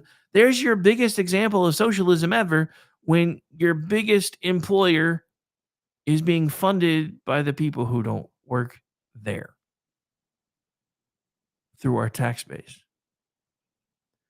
How is it when our interest payments at this point rival our GDP amounts that we're going to be continuing to be able to make government payroll? What do these people think is going to happen when they go try to retire and suddenly there's no money there because it's all been sent to Ukraine? This is what I'm saying. They have rigged the system. If Donald Trump wins, it's going to be a rough couple of first years because they've rigged the system. If Donald Trump loses, it's going to be the death of America because, again, they've rigged the system. Everything that they've been trying to do is set to basically explode our deficit and everything else, and they have been planning on losing. I don't know for how long, probably around the same time that Joe Biden decided to take steps to make sure that government positions couldn't be cut, which, thank God, with the current makeup of the Supreme Court, there's a good chance they may be on our side. I say may because some of the folks that are supposed to be conservative are a bunch of fucking milquetoasts. But here we are nonetheless. But as you get ready to vote tomorrow, for those of you who haven't yet, just remember that at some point, our economy is going to crash, especially if we don't change course. For everyone who says we don't need 4 more years like we had under Donald Trump, I would much rather have those 4 years than the last 4 years. At that time, I hadn't retired yet, and I was working for a state university. I had more raises under Donald Trump during the time that he was in office than I had in the entire 10 years that I worked there. Voluntarily. We had corporations and companies raising wages because they got the government out of their way. Part of the thing that nobody wants to talk about is the more the government makes it more expensive for a business to run, the less money they have to pay their people. And that's what we keep running into. There used to be a balance. There used to be a point where they would be like, okay, well, if you're going to tax me this much, then I'll just make sure that I pay people X amount of dollars. And instead, I don't have to do that. But it's not just about the taxation anymore. There's all this red tape and all these different regulations on everything that you have to do. Keep in mind, I'm somebody that just started another LLC. I've had several in my life. This one cost me over $4,000 to start by the time I paid for everything that I needed to pay for. To start. Because of all the different rules and regulations. And even though we don't have a physical location, and even though I won't be doing any work in the field or anything else for quite some time, I still have to have an insurance policy to be able to legally conduct business. This is the stuff that needs to be made to go away. There are common sense ways to fix this stuff, and it started to be done under Trump, and the people that were in all of the vested interest places didn't like it. And that's why they've been fighting tooth and nail to keep him out now. All right, we're going to take a bit longer of a break because I realized we blew through the monologue break. So we're going to take a bit of a break. My name's Rick. This is my show. We do this thing usually every Tuesday through Friday between the hours of noon to 3 p.m. Eastern.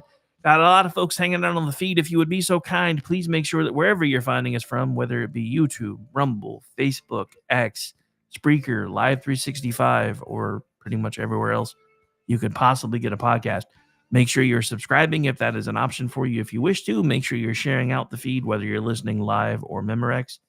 And again, just want to take a moment to say thank you for taking the time to listen, because as JJ from Good Pod says, there's literally like 2 million people doing what we try to do here on KLRN Radio every single day. So the fact that we have so many people tuning into us on a regular basis means the world to us. So thank you for taking time out of your busy day to spend it with us, and especially me.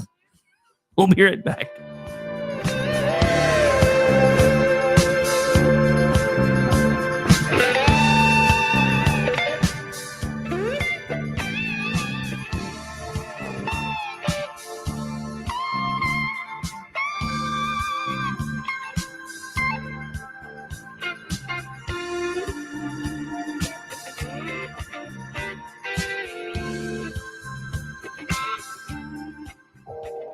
You are listening to KLRN Radio, where liberty and reason still reign. My son was in the Army back during Desert Storm, but even then he wanted an MBA. He looked at a dozen schools, but only one offered the online education and flexibility he needed while he was in a tent in Iraq: Grantham University. Turns out that Grantham's been delivering affordable, relevant college and advanced degrees for over 65 years. Heck, if they can deliver a quality education to a soldier in a tent overseas, think about the flexibility Grantham can offer you so you can earn your degree too. It doesn't matter how complicated or full your life is. If getting a degree is on your bucket list, you'll want to do what my son did. You'll want to call Grantham. Find out how easy it is to get started on your education so you can check that college degree off your bucket list. Call Grantham right now, 800-910-1370. That's 800-910-1370. Flexible, affordable, relevant. Call 800-910-1370. Tired of paying outrageous prices for Viagra? Well, we have great news for you. Now you can finally get Viagra at huge discounts. Healthy Man allows you to save up to $500 on Viagra. Why pay U.S. pharmacy prices of $15 per pill or more when you can get Viagra for less than $3 a pill? Call today and get 40 Viagra pills for only $99. This can cost as much as $600 at your local pharmacy. You can't afford not to call us. If you want Viagra at the lowest prices, never pay $15 a pill pharmacy prices again. Get Viagra for less than $3 a pill. Call 1-800-516-7602 today and save up to $500 and get 40 pills for just $99. Healthy Man is fast, easy, and affordable. Operators are waiting at 1-800-516-7602 to take your call right now. Call 1-800-516-7602. That's 1-800-516-7602. Again, 1-800-516-7602.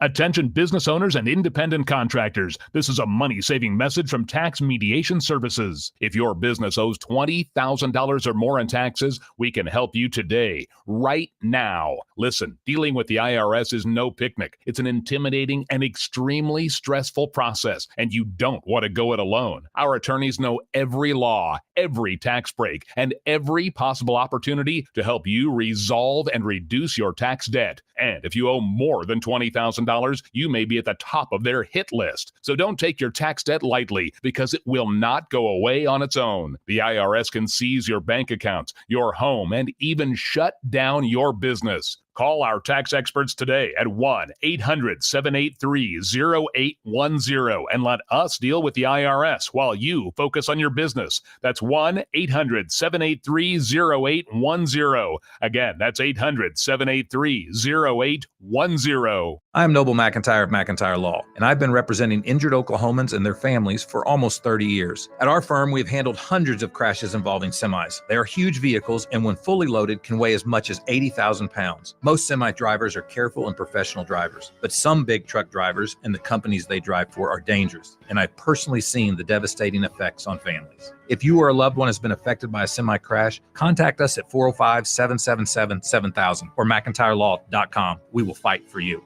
Achieve platinum status in the fuel rewards program at Shell and save 10 cents per gallon on every fill. Right now, you're less than 5 miles away from your closest Shell, so make a pit stop this afternoon and fill your tank with Shell V-Power Nitro Plus Premium Gasoline. Click the screen now to learn more about platinum status and the fuel rewards program, or download the Shell app today. Platinum status is earned with 12 fill-ups over 3 months, 10-gallon minimum per fill-up at participating Shell locations. Terms apply. Visit www.fuelrewards.com/status.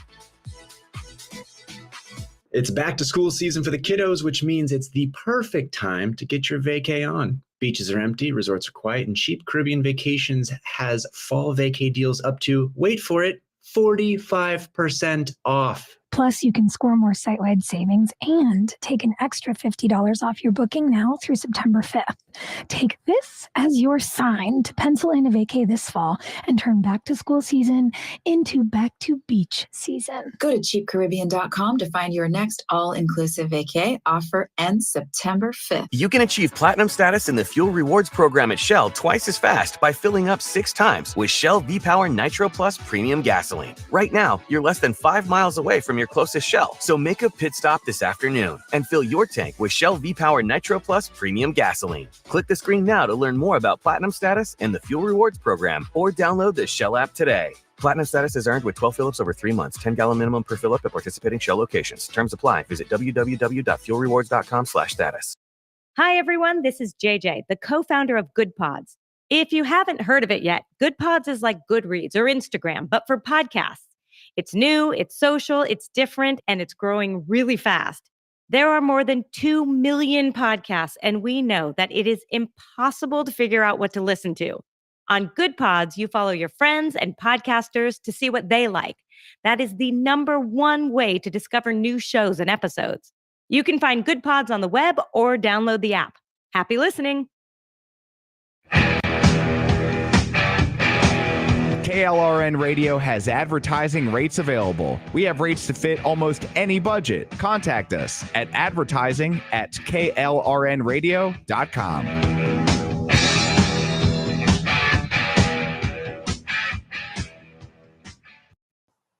The following program contains coarse language and adult themes. Listener discretion is advised.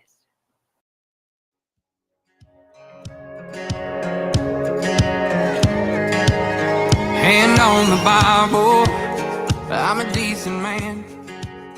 No, I ain't perfect, but I'm learning how to be the best I can. But I got demons collecting dust, and I buried them so damn far down so they can't find their way back up. So don't mistake my kindness for weakness, cause I can flip that switch and you can find out quick. There's a hell on the other side that you ain't met yet. Tread real light, dare you to light that fuse, cause I can be a loose cannon. Cross the line, I'll call you bluff. Promise when push come to shove, but you don't want that smoke. Better the devil you know than the devil you don't. Welcome back into the program, ladies and gentlemen. Halfway through hour 2, so we got 90 minutes left in the program. Don't forget, I'll be back tonight at 8 p.m. Eastern, hanging out with the SHR Media crew on Reverb Common Sense Get Out the Vote show that we will be simulcasting on Digital Beacon US. So yeah, come hang out with us there. Hope everybody's having a great Monday. For those of you who haven't voted yet, why didn't you vote early? No, I'm just kidding. Please make sure you vote tomorrow. Look, I don't care who you vote for. I mean, that's a lie. I do care, but it's up to you who you vote for. I will say this, though.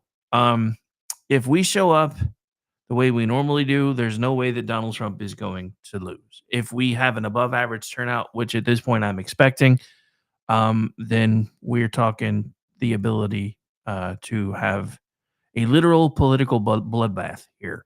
And yes, I said political. Don't yell at me much. But anyway. And yeah, I saw that you put that in there, Jeff. I'm going to have to get over into the actual chat because, you know, anytime I try to click on anything from inside the actual host panel, it just tries to share it. So I'll pull that up in a little bit. But yeah, even though I didn't hear him say it, I think it's a good idea because it gives them a bit of a parachute to try to figure things out. That's why I did what I did here. With me leaving when I did, that gives me 18 months to try to either make a go of this thing or eventually have to wind up having to do something else. So far, I've gotten enough coming in that I think I can extend it a little bit more, but we'll have to see. And at some point, I may have to wind up going back to just doing this in the evenings and doing, going to work part time somewhere in the afternoons or something. Because I mean, I do have retirements coming in from all over the place, so there's that. But if we lose tomorrow, then yeah, this thing will go back to pretty much evenings only real quick because I can't keep going at the rate that we're going. If we win tomorrow, there's a good chance that things may get better and this may keep building. So that's something else to consider voting for if you haven't voted. If you like what we do here and you like the fact that we're trying to bring you guys programming pretty much all the time now, voting for me to be able to keep doing that would be awesome. Just saying. Yeah, Raptor, you have to actually copy and paste it from the chat to pull it up. The X chat is weird. It won't even let me do that from inside the stream. But I know how now. I just haven't messed with it yet. But look, folks, here's the thing. All of it. Whether you like Trump, whether you hate Trump, I don't care that you like him. I don't care that you hate him, whatever in between. If you think that he's the better option, then you should be voting for him, regardless of anything else. But this whole idea that the left has now of these commercials with women that are like, "Ooh, your husbands don't have to know that you didn't vote for Donald Trump." That's just asinine to me.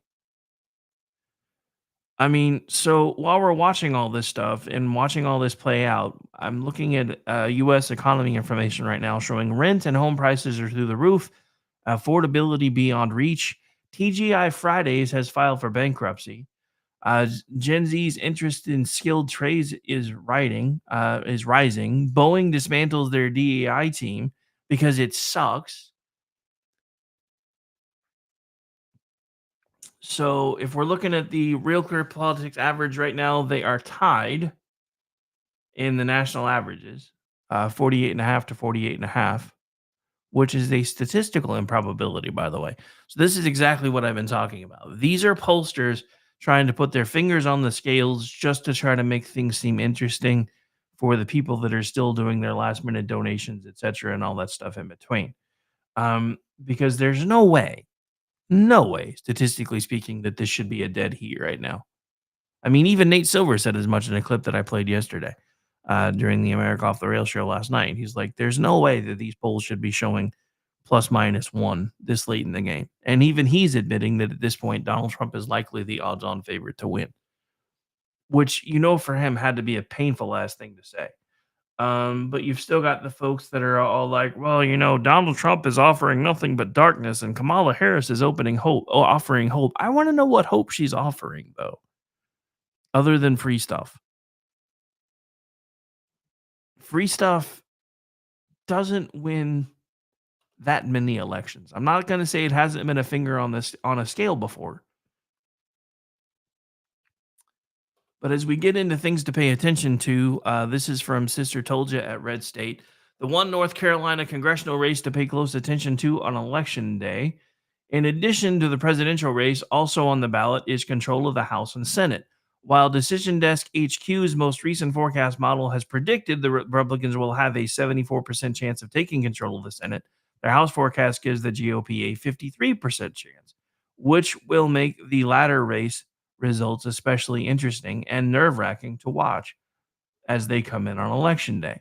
Although House Republicans fell short of their lofty expectations in 2022, they managed to flip 9 seats, securing a majority and the Speaker's gavel.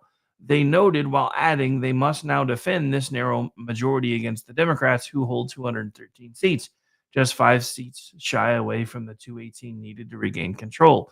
22 House races are considered toss-ups, according to Cook Political Report. One of them is North Carolina's 1st congressional district, which has largely flown under the radar due in part to so much focus on and airtime being given to key Senate races, and also because the nominees aren't known for saying anything particularly controversial that would draw a lot of media attention.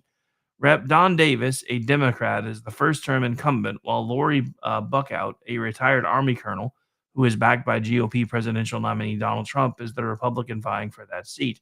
The district has been in Democrat hands since 1883, but recent redistricting made it more competitive in this election cycle and more open to a Republican sliding in and making inroads within an area that is considered part of the Southern Black Belt in American politics.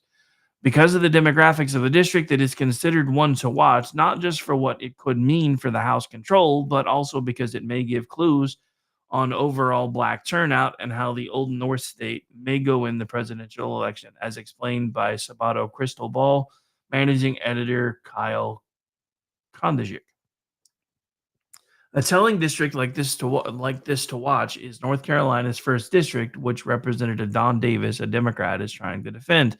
The district covers some rural and small town areas with significant black populations, with whom the Democratic Party's national troubles have been evident. Biden's district-wide victory in 2020 was down a few points from Hillary Clinton's in 2016. Given North Carolina's early 7:30 p.m. poll closing, this race might be an early indicator of Democrat performance, and that's actually part of the reason why I've opted to go live a little bit earlier than we had originally planned, because I forgot some places are going to close really early, so we're going to be on to make sure we catch all the early stuff, because this is one to watch. I'm not really going to consider it a bellwether, so to speak, because again, 1880 something. Just throwing that out there. So, but it could be a bellwether if it flips, especially after being Democrat held since what, Civil War days. If it flips, could be a big indicator of the rest of the night. If it doesn't, it's not going to be what everybody on our side is. Well, we didn't flip it, so that means we're toast. No, it doesn't. But if we do flip it, it should be a good read for the rest of the night.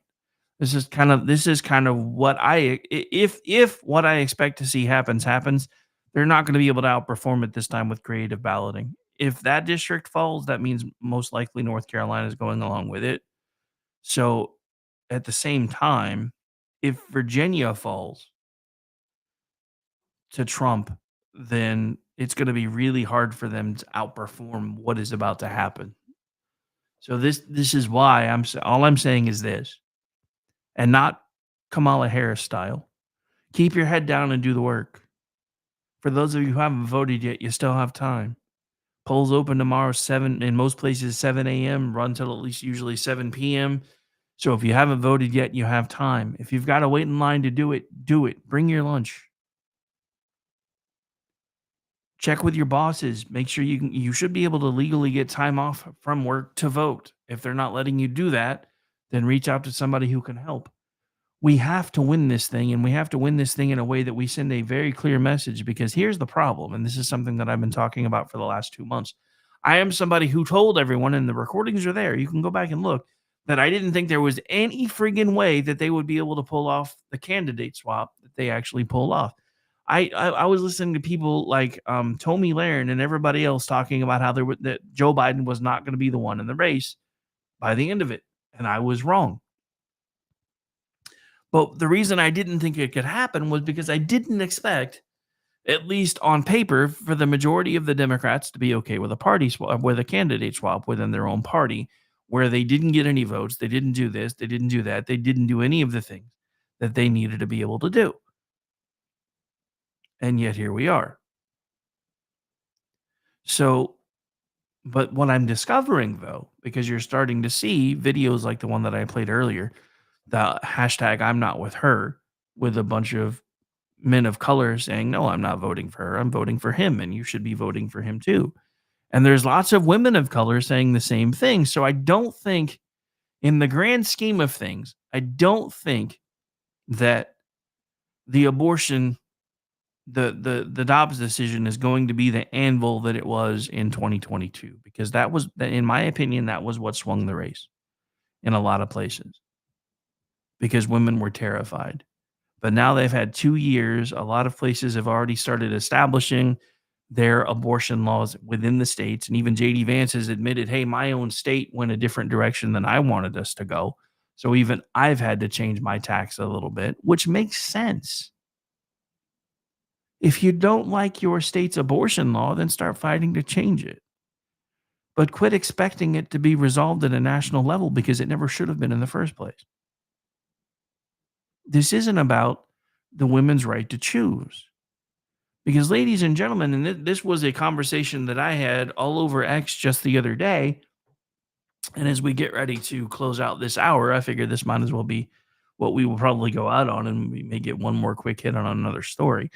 But one of the things that I've been seeing propping up all over social media is how women don't need men to protect them anymore. And not only that, but whether they want it or not, we don't need them to protect us anymore. And as a matter of fact, we need to start making them realize that most of the time, they are the things that we need protection from. I'm seeing that crop up more and more on social media. And I'm just going to say this today. If that is truly how women in this country feel, then the draft laws need to be changed immediately. Because one of the things that pisses me off, and this has happened over and over and over again, where somebody, and sometimes it's even in front of Congress, well, can you tell me one law that adversely affects men's bodies? And they're like, no, you can't. Yes, I can. The draft. Do we have an all-volunteer army right now and an all-volunteer military? Yes, we do. But you know what the country can do for the sake of our survival is call up every person who is within a certain age who is registered through the Selective Service to appear before a draft board to determine if they are eligible to go to war to fight for our very nation's survival. The last time this happened was in the 70s, but it does happen. So there are, in fact, laws that can be used to the detriment of men's bodies, and that happens to be the draft. So if you guys want equal treatment under the law, which is what I've heard my entire life, then why aren't women being forced to register for selective service? Am I saying that I think they should be? I personally don't. But they seem to think that they should be because they keep saying, we don't need you to protect us anymore. And one of the biggest arguments that I heard all day Saturday, well, I guess it was Saturday because Sunday I was dealing, Friday and Saturday, because Sunday I was dealing with naders in November. November naders suck. Speaking of which, I hope everybody in the metro is okay. I know there was some severe weather headed through the metro and towards the Shawnee area, so I'm still waiting to hear back from some friends of mine. Luckily, all we seem to have gotten this time was a bunch of rain. But if any of my friends are listening, please check in so I know that you're okay, because I've been doing this all for the last 2 days because severe weather in November, fun times. But so all of this, though, goes back to this one point. We've lost our way. With everything that I'm seeing happening in this country today, with everybody that is coming out about abortion, we've lost our way. Because I'm sorry, if the federal government can tell me what I can do with my body, then the state should be able to tell women in certain circumstances what they can do with theirs. And if you don't like that, then change the laws. But if you don't need our protection anymore, and that's what I keep hearing from a lot of women nowadays, is we don't need you to protect us anymore. Good. Go figure out how to sign up for selective service so that when we do a draft again, because if she wins, there will be a draft. Do you guys realize that right now, people in India are praying that Donald Trump gets elected again? People around the world are praying that Donald Trump becomes president again. We were told we were the laughing stock of the world when he was in office, and yet we are seeing story after story after story of people in other countries that are like, please let him win again. There was relative peace when he was in office. Please let him win again. I don't think anybody realizes how close we are to World War III. If I'm going to be completely honest with you, we are in the beginnings of World War III right now. It has been a protracted beginning, and in reality started all the way back in 2001. But now it's escalating and accelerating because we have a potted plant in the White House, and because we have the Chat GPT VP vying for that top spot. If they win, and at this point, the only way they could win is if America is as retarded as I fear that it is, or if they overwhelmingly cheat, which they did in 2020. Before anybody starts trying to give a strike on YouTube, you can do your own research at this point. The data is there. And Sean, if I do get a strike, then I'll just stop broadcasting on your feed because I don't want to pull. I don't care about my YouTube channel. We barely get any traffic over there. But I know you guys are trying to build it up. So if I get a strike, then this will be my last broadcast over there. We'll just figure out how to get me on your Rumble feed, if nothing else. I just did. What are you going to do about it? Anyway, I'm being trolled in the chat. You can't say that word. I just did. What are you going to do about it? But look, folks, it's simple. Decision day is tomorrow. A lot of you have already decided. But for the rest of you, decision day is tomorrow. If you think that we've had the best economy ever under this current president, because that's what they keep trying to tell you that we have, then vote accordingly. But one of the things, as we get ready to close out this segment, that drives me absolutely nuts, and I know I've said this a lot, but I'm going to say it again, is the fact that we are living in a time that none of us have lived through.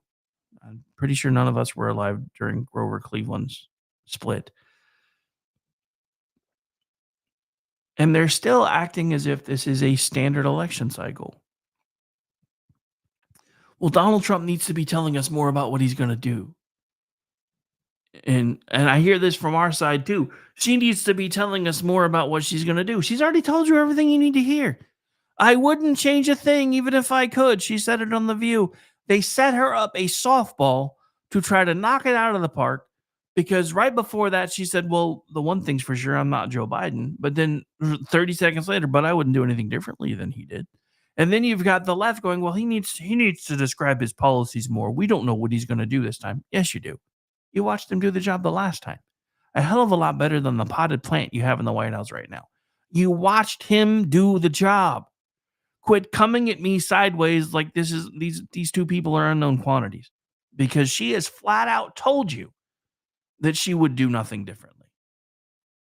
So stop coming at me sideways about them being unknown quantities, because the person who I think for the most part should do not much differently is Donald Trump, not her.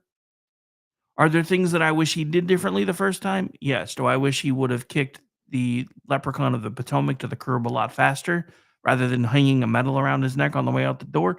Yes. Do I wish that he would have stood up more when people started getting on to him about hydroxychloroquine and everything else? Yes. But he was trying to do everything that he could to shore up as much of a voter base to try to make sure that he won in 2020, because nobody saw the magnitude of what they were doing to him until it was too late. Not even him. The reason I don't think it works this time is because too many people are awake. The media's tried to keep you asleep. The media's tried to tell you that what happened in 2020 that you watched with your own eyes didn't happen. They've already put out the word in several different jurisdictions. Well, we're probably not going to know the results until Thursday or Friday because, it's only 2024.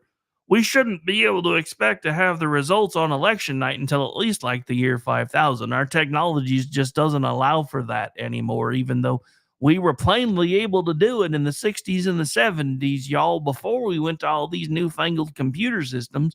But now that we use them, it takes us so much longer to tabulate these things. And no, it's because you know as well as I do that if they can find a way to put fingers on scales behind the scenes, they're going to do it. Which is why I've been telling everyone for the last 4 years this, I live in a safe state, so my vote doesn't matter one way or the other, is irrelevant this time. If you are a red voter living in a blue state, you still need to vote. If you are a red voter living in a safe red state, you still need to vote. Plain and simple. And let me explain why, because some of you may not know this. Hell, I had forgotten it, and me saying that sentence should terrify all of you because I rarely forget anything. Until Amish pointed it out the other day. The Western states all signed a suicide pact. Now, are they going to keep their word on this suicide pact if and when things don't go the way they hope they're going to go? I don't really know, but it is a good chance to outperform the steal because there are several states, on the left coast that have signed a pact that said no matter who gets their electoral college votes, they're going to award their electoral college votes based on whoever wins the popular vote. So if we show out and show off enough that we actually not only win the EC vote, but the popular vote, there is a good chance that we would be able to flip California red, Washington State red, Oregon red. You want to, at least the in theory. And then everybody's going to get to see them walk it back if they don't swing them that way. Well, what happened to your suicide pact? Well, that was before we lost. And that needs to happen too. If that's going to be the tack that they're going to take, then that needs to happen too, because they have been showing us for years how willing they are to cheat, and none of us has been willing to do very much about it other than sit back and watch. So if they've signed the suicide pact and we can actually swing the popular vote and then they walk it back, that's everything the country needs to see as far as the half that hasn't lost their damn minds. Because the proof will be in the pudding. But if we can swing the popular vote and then they feel trapped and they have to honor their suicide pact, there's no way we can lose anywhere. Can you imagine if all of California's electoral college votes went into the R column because we won the popular vote? That alone would tip the scales in ways that nobody thought possible. Now, are they going to do everything they can to try to stop that? Sure, they will. I don't expect the Democrats to go gently into that good night. But they have set themselves up in a way where if we lived in a sane world, this would be another 49 state blowout. With a lot of the Islamist men in Michigan coming out and supporting Donald Trump, they may not even keep Michigan. Hell, Ilhan Omar. No, it's not Ilhan Omar, it's the other one. Why do I always get those two confused? But anyway, they're a lot of like one of the most prominent members of the Muslim folks on the squad aren't endorsing her. And I don't know why I keep getting her and Ilhan Omar confused. But we are pretty much up against a break anyway. So Rashida Tlaib, there we go. I knew her name was in here somewhere. Yeah, apparently she is not endorsing because she is really upset that they haven't signed on to the arms embargo and everything else. I mean, so the thing that makes this the most interesting to me is the whole reason she didn't go with Josh Shapiro was to try to shore up that vote, and she's lost it anyway. Well, there's two reasons she didn't go with Josh Shapiro. One, she was trying to shore up the Michigan vote, and two, he said no. I guarantee you he said no. This guy has political aspirations, and I'm telling you right now, if you ask anybody that is a DC insider or a Democrat, they will tell you, especially now that it's too late to not tell you, that the whole reason they made the swap out was to keep their fundraising alive. That there was an outside chance they hoped they might still manage to win the presidency. But since they were pretty sure that was going to be a foregone conclusion, they wanted enough money coming in to be able to possibly hang on to the Senate and still possibly even maybe manage to flip the House if, in fact, Donald Trump did win the day. And again, I don't try to be a prognosticator anymore because every time I've done it, I've gotten it wrong. But I will say this. All the information's there. All the tea leaves are pointing in a certain direction. So I guess only time will tell. My name's Rick Robinson. Hour 2 is in the books. Hour 3 coming on the other side of this break. Make sure you guys, if you would be so kind, are following along with me at RowdyRick73. Follow along with the station at KLRN Radio on X, as well as at Digital Beacon US, our news arm that we'll be doing more with once we get past election season. Again, my name's Rick Robinson. This is my show. We do this thing every Tuesday through Friday, typically between the hours of noon to 3 Eastern. Back on the other side. Stay tuned.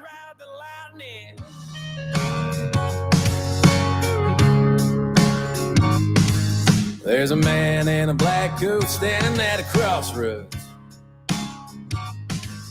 with a pen in his hand and a long list of lost souls. My dad was really, really special, and I loved my dad a lot. I'm proud of him, and that even though he isn't here with us, but he died as a true hero. I miss everything about him. In the moment that the officers and I had to come see the children, my biggest reaction was, I don't have 7 arms. I have 7 children who just lost their father, and I don't have 7 arms to wrap around them. I'm Frank Silla, chairman of the Stephen Silla Tunnel to Towers Foundation. Our foundation is committed to delivering mortgage-free homes for Gold Star families and fallen first responder families. To not have to worry financially is a huge peace of mind. The thought of, what in the world will I possibly do to pay the bills? How will I possibly let the children have a life that feels normal? I don't want them to have to quit their piano lessons or their basketball. I don't want them to feel that we have to move into a little apartment and struggle financially in addition to the emotional weight. There are over 1,000 families that need our help. Tunnel to Towers is honoring those heroes that risk their lives by providing them with mortgage-free homes. Those who serve us and then lay down their lives protecting our freedoms and our safety, the least we can do is $11 a month to give them that peace of always knowing there's a home, there's that sanctuary when life feels like it's been tipped upside down, because it has, when you lose a parent in the line of duty, to know you can go home, you can be safe, there's no risk of losing your home. That's a peace of mind that I can't believe you can get for $11 a month. I'd like to ask you to contribute $11 a month to support their efforts. Please donate $11 a month by calling 1-844-BRAVEST or visit tunneltotowers.org.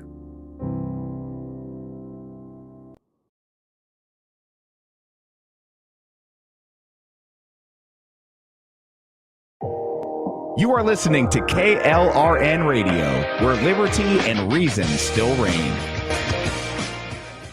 My son was in the Army back during Desert Storm, but even then he wanted an MBA. He looked at a dozen schools, but only one offered the online education and flexibility he needed while he was in a tent in Iraq, Grantham University. Turns out that Grantham's been delivering affordable, relevant college and advanced degrees for over 65 years. Heck, if they can deliver a quality education to a soldier in a tent overseas, think about the flexibility Grantham can offer you so you can earn your degree too. It doesn't matter how complicated or full your life is. If getting a degree is on your bucket list, you'll want to do what my son did. You'll want to call Grantham. Find out how easy it is to get started on your education so you can check that college degree off your bucket list. Call Grantham right now, 800-910-1370. That's 800-910-1370.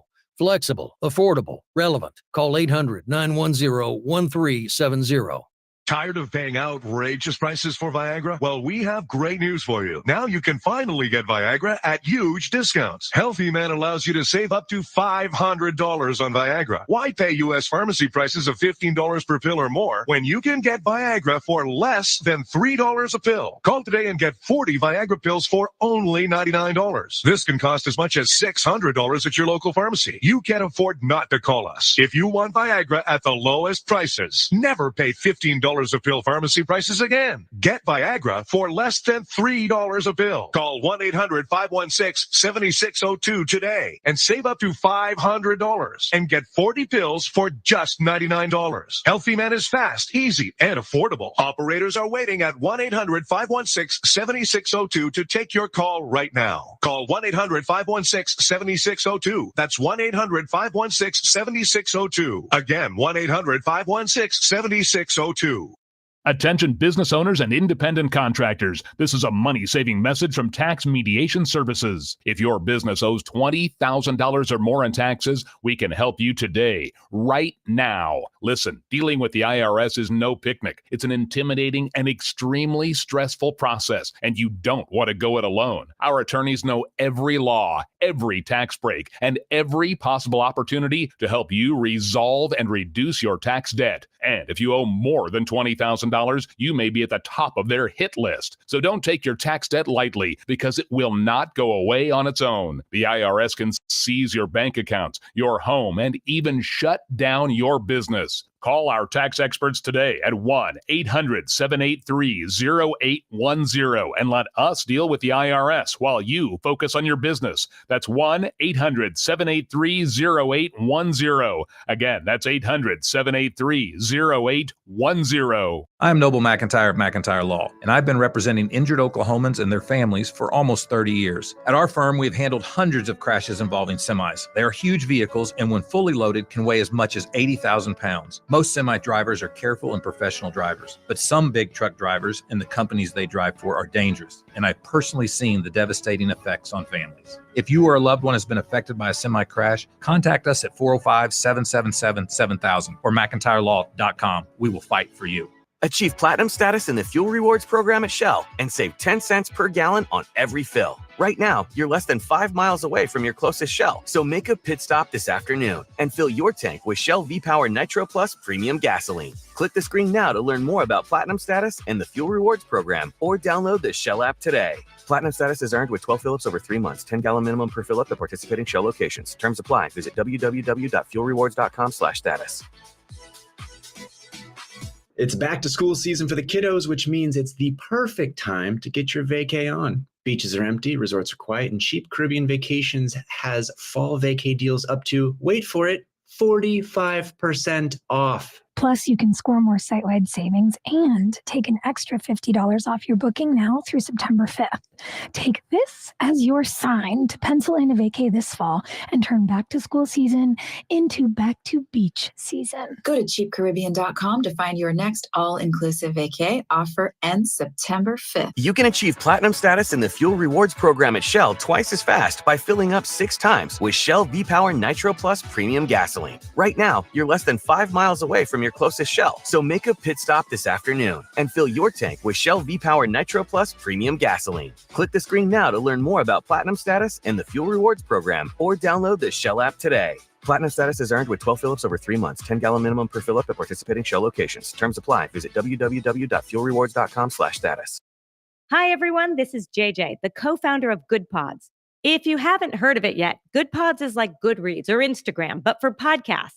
It's new, it's social, it's different, and it's growing really fast. There are more than 2 million podcasts, and we know that it is impossible to figure out what to listen to. On Good Pods, you follow your friends and podcasters to see what they like. That is the #1 way to discover new shows and episodes. You can find Good Pods on the web or download the app. Happy listening. KLRN Radio has advertising rates available. We have rates to fit almost any budget. Contact us at advertising@klrnradio.com.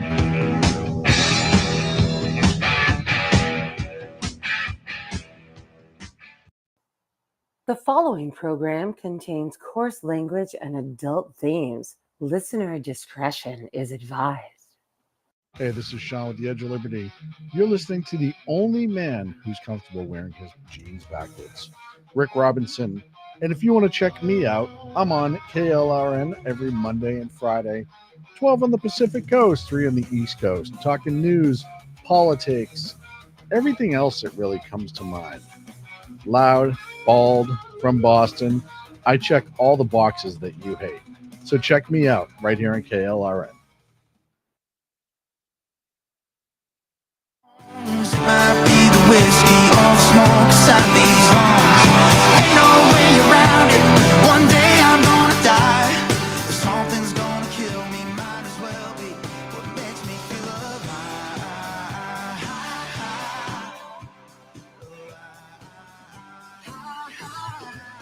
Oh, yeah.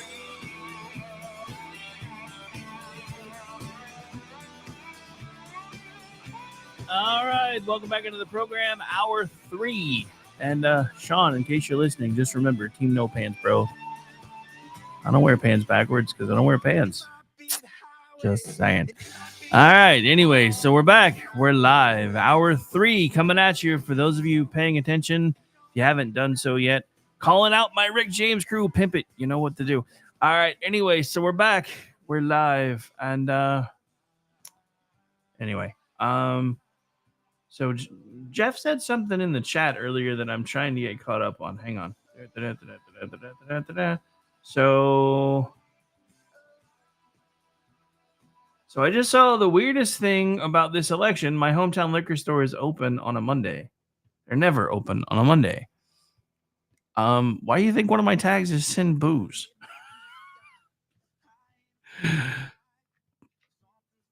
Retire and do coverage about politics and news and events full time. It'll be fun, they said.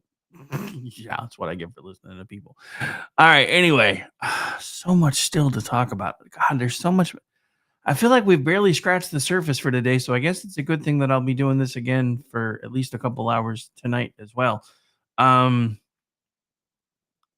So this is happening.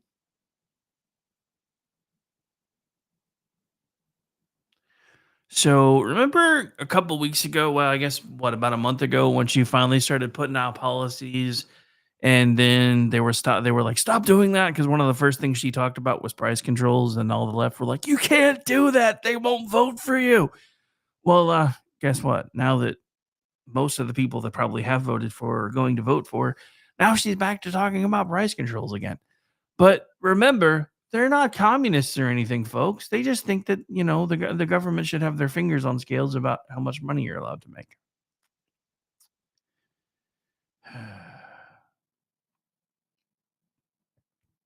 So here's another little interesting side note, and this is from our friends at Red State. So hang on, I'm trying to get this fixed up for y'all here. Give me just a moment.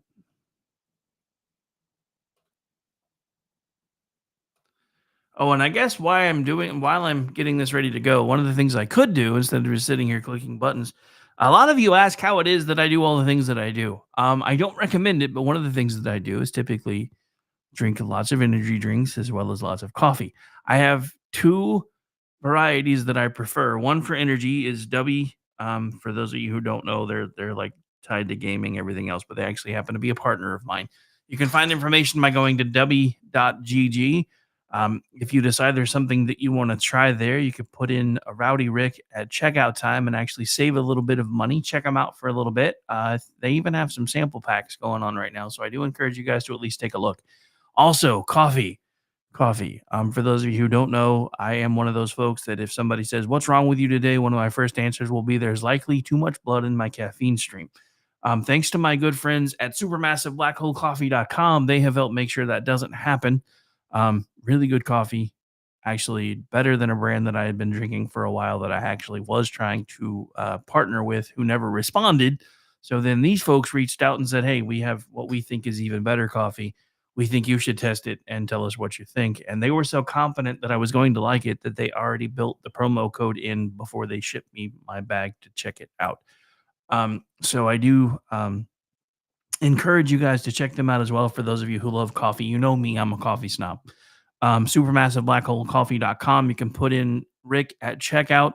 I will tell you the easiest way to save money, if you are willing to take the gamble, you get more money if you you save more money if you buy in bulk. For one, it's $20 for a 12-ounce bag, or you can get 5 pounds for $100. So if you're willing to take the gamble, and I'm not going to tell you whether you should or you shouldn't, but I will tell you my next order will be for 5 pounds worth, if that helps in any way. Then you should do this. Do their buy in bulk, put in the promo code, and then subscribe, because you can wind up saving about 30% off of the overall price. You get 20% off by putting in my code, and then you get another 10% off by subscribing, is what the math basically comes out to. It's pretty close to that anyway. So you're talking about, by the end of the day, getting 5 bags of coffee for around $70 for pound bags, which is kind of huge anymore. And it's really good coffee. It's completely organic. You can either get ground or whole bean. I do have to admit, I am now even more of a coffee snob, because even though I never used to, I now grind my own beans. Next up will be, because Al keeps pushing this, he's like, if you're going to start grinding your own beans, you got to get a French press. So that'll probably be the next thing that I try. All right. Enough pimpage. But so, let me make sure. Yeah, you guys should be seeing this on the screen now. So this is from Red State, from Brandon Morris. Watch as Kamala Harris supporters hilariously back away from the virtues they signal when tested. There's not a lot to like about the modern left, but one thing I do like about it is its predictability. For instance, you can count on the left to tell you how virtuous they are, while finger wagging at you for not being as holy as they. Especially during this election season, the left seems almost compulsed to telling you how awful you are if you're voting for that orange man. You've probably seen the videos coming out yourself of people screaming at others in restaurants or even going up to people's front doors to yell at them over their Trump support. But one thing that's also very predictable about the left is that if you put those virtues they signal up to the test, you'll find they suddenly don't want to put their money where their mouth is. And that is the fun part about virtue signaling. At some point, the bill comes due, your character will be put to the test, and you can either back it up or be proven the liar and fraud that you actually are. That's exactly what two men and their Hispanic friends did, and the results were nothing short of hilarious. YouTuber Seth Mehring hired some illegal immigrants, went to a Democrat-heavy upper-class neighborhood and found people who were openly supporting Kamala Harris. With each person he spoke to, they were more than happy to express their total loyalty and support for Harris. Once established, Mehring dropped the bomb. So we're not going to go into this too much further because I want you guys to watch the clip. But yeah, so this was entertaining. This is probably one of the few times I've pre-screened something recently. So hang on. I dressed up like I work for Kamala's campaign, and now I'm gonna deliver immigrants to her supporters. We are voting for you, don't worry. Are you? Of course. We do have a surprise, if that's okay, just real fast. You have a surprise? We're looking for a place for them to stay. They just came across. They'll sleep on floors. I mean, they're not picky, you know. We have like a 2-year-old, so... Hector's good with kids. Sorry, we just can't. Could they just like sleep on your lawn? They need a place to stay. They just came across. My teenagers live with me. Oh, that's fine. Hector, he was dating a teenager like a little bit ago, so... Okay. They just came across. They don't have papers. You're in support of like the whole border situation, and we're just trying to get them a floor to sleep on. We're a house of COVID. You guys want COVID? They said they could survive it. You really learn how to say her name. We work with her, so we know how to say her name. Earlier you said Kamala. The way she pronounces her name is Kamala. You don't work with her either. See that car? We have 3 dudes who just came across the border. We're trying to find them a home. Find them a home. Just say I'm voting for Donald Trump without saying it, okay? That's a wrong attitude, mister. I said my vote is private. So you're voting Kamala? No. You said it again. Oh, notice though, hang on, I'm going to see if I can back this up a second, because right after she says my vote is private, pay attention to this part. Hang on. So you're voting Kamala? No. So you're voting Kamala? No. So wait, I'm confused. Are you a Kamala supporter? Are you not a Kamala supporter? Because when he asked you point blank if you were voting for her, you said no. But look, this is fun to talk about, and it's fun to show on the screens, and it makes my job so much easier when there's funny things that I can talk about rather than all the crap that we've been talking about for the last week or so. But the truth of this is we already saw this. As soon as a bunch of border town mayors and a couple of Republican governors finally got tired of the left shit and started sending everybody everywhere, we saw this happen in Martha's Vineyard. They were all happy to line up for their little photo ops and show their little potlucks, and we embrace migrants and blah, blah, blah, blah, blah, blah, blah. Oh, wait, the cameras are leaving. Get them out of here. Just get them out. Just get them the out of here right now. We don't care anymore. The cameras are gone. And that's pretty much what happened. As soon as the cameras were gone, they loaded them up into buses, and then they sent them off to a military base, never to be seen or heard from again. Because the left are hypocrites. They expect you to do all of these things that they're not willing to do themselves, but when you say, no, I'm not willing to do that, all of a sudden you're a racist asshole. Yeah, we're streaming. I don't have to bleep things. Sometimes I do it for fun. I think this is why I'm not really asked to fill in very much on terrestrial radio anymore, because I know they all listen. They're like, dude, he's completely just gotten comfortable with all the things that we can't do. So maybe that's it. I don't know. I don't really care anymore. If I'm being honest. The only reason I do the show times that I do is because I have a friend who works terrestrial here, and I don't want to ever be seen to be trying to compete with him. That's just me. I know I'm weird like that. But look, everything, all things being equal, these people basically telling you what you should do, when you should do it, and why you should be okay with things when they completely determine that they're not okay with these things. So hang on, let's see how long this is, because I just realized they have the whole video here. This I haven't seen yet. How long is this? Oh, it's only like 10 minutes. All right, we got to do this. We got to do this. We'll play this and then go to the break, and I'll do this instead of the monologue break, except now my mouse is trying to die again.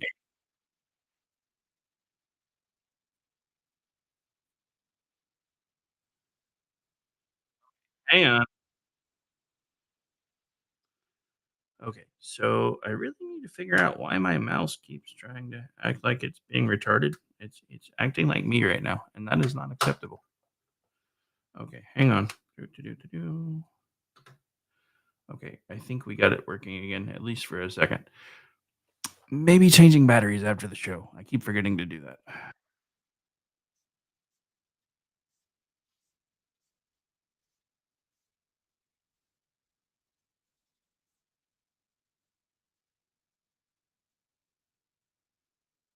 Are not meant to be dominant. Out of my face now! A mob swarmed into Macy's, taking anything they could lay their hands on.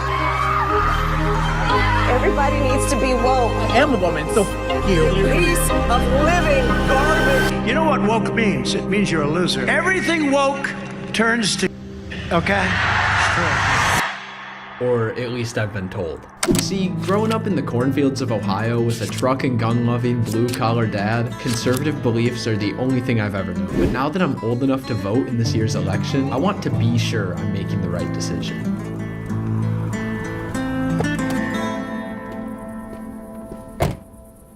Hey, Dad. Hey, there's something we need to talk about. What's that? Something I wanted to tell you. So, I'm gonna try to become a liberal. I just think it's right. I'm gonna go. I think that's a good idea. Although I might be a disappointment to my dad, I'm on a journey to find the truth. So when I heard there was a Kamala rally 2 days later, I had to go see what it was about. And of course, I had to fit in. Are you harassing me right now? Hey! Kamala! Kamala! Kamala! Excuse me, ma'am. I know a passionate supporter when I see one. You're clearly a Kamala supporter, I would guess, right? Obviously. We're just interviewing supporters out here, seeing why they're here, what it means to them. What does this mean to you? Why do you like Kamala? I'm here to support the next president, Kamala Harris. All right, yeah. A woman president, we can make it happen. The idea of being involved in history making. Kamala will be a president for the people. She for the people. Definitely better than her opponent. We need a person who is not a criminal and who is sane. It's always been negative, and now with her, it's excitement, it's enthusiasm. We can't get Trump, so definitely we got to get her over. There were just so many obstacles against, and the fact that people don't want to see a woman win. Everything Trump say, I don't believe, so okay. I gotta go with Kamala. As far as policies, what's your favorite of her policies, I guess? What's your favorite policy of hers? I'm not sure. Whatever policy she's going to present, I want to know today what she's going to do. Anything's better than what we've had. Her first policy is for the people, and the people is the ones that's at the bottom, the ones that's, the ones that's doing the work. Ones at the bottom.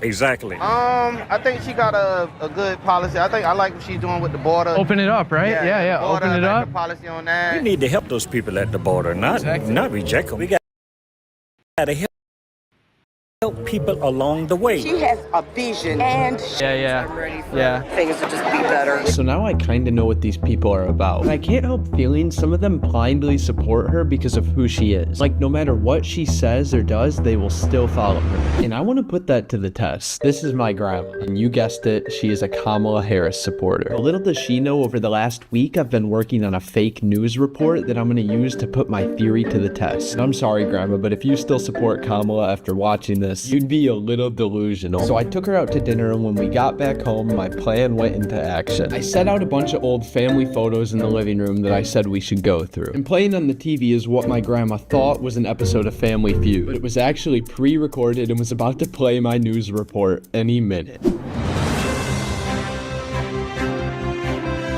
Oh boy. Why? breaking news. We got something to do with the election. Program with breaking news that will shake the political landscape. Former President Donald Trump has officially dropped out of the 2024 presidential race, citing personal reasons. Vice President Kamala Harris has been sworn in as President of the United States. In her first hours as president, Harris introduced a series of revolutionary policies that many are calling genius. First, she eliminated income tax nationwide. In another bold move, she eliminated taxes for seniors 60 and up while providing them with a $10,000 a month Social Security check dubbed the Golden Years Bonus. Are you serious? However, this benefit comes with a catch. Seniors must participate in mandatory labor camps, performing intense manual labor like road work and farming. The administration defends the camps as a valuable way to keep seniors active and contributing to society. Seniors who refuse to comply will face execution at the nearest hospital under a mandatory termination directive. These drastic measures are being hailed by some as bold and innovative, with President Harris seen as a leader who's thinking outside the box. We'll continue to follow the impact of these unprecedented policies. Said they eliminated taxes for people 60 plus, and make up for that, seniors are now going to be required to work. Like me.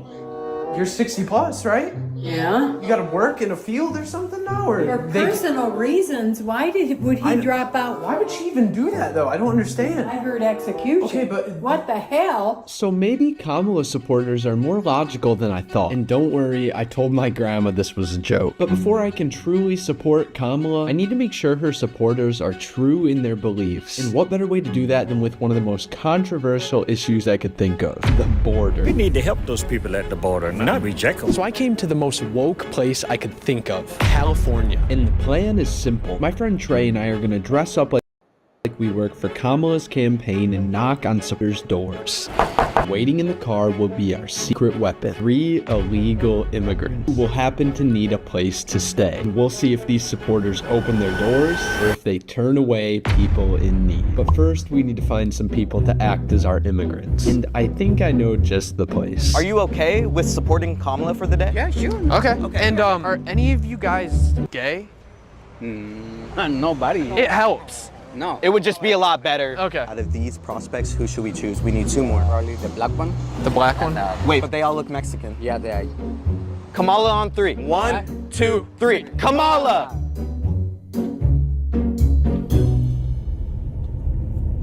You guys want me to play any music or anything? Yeah, sure. Yeah, sure.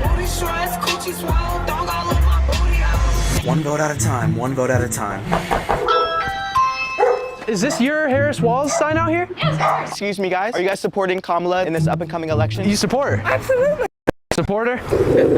Oh, sounds like a Trump supporter. He's a Trump supporter. I'm full-on supporter of Kamala. Always have been. We're voting for you. Don't worry. Are you? Okay. Of course. We're giving back to the community. We do have a surprise, if that's okay. It's just real fast. You have a surprise? I don't discuss my vote with anyone. We're with Harris Walls. We're just giving back. We're giving back to people supporting. We don't need anything.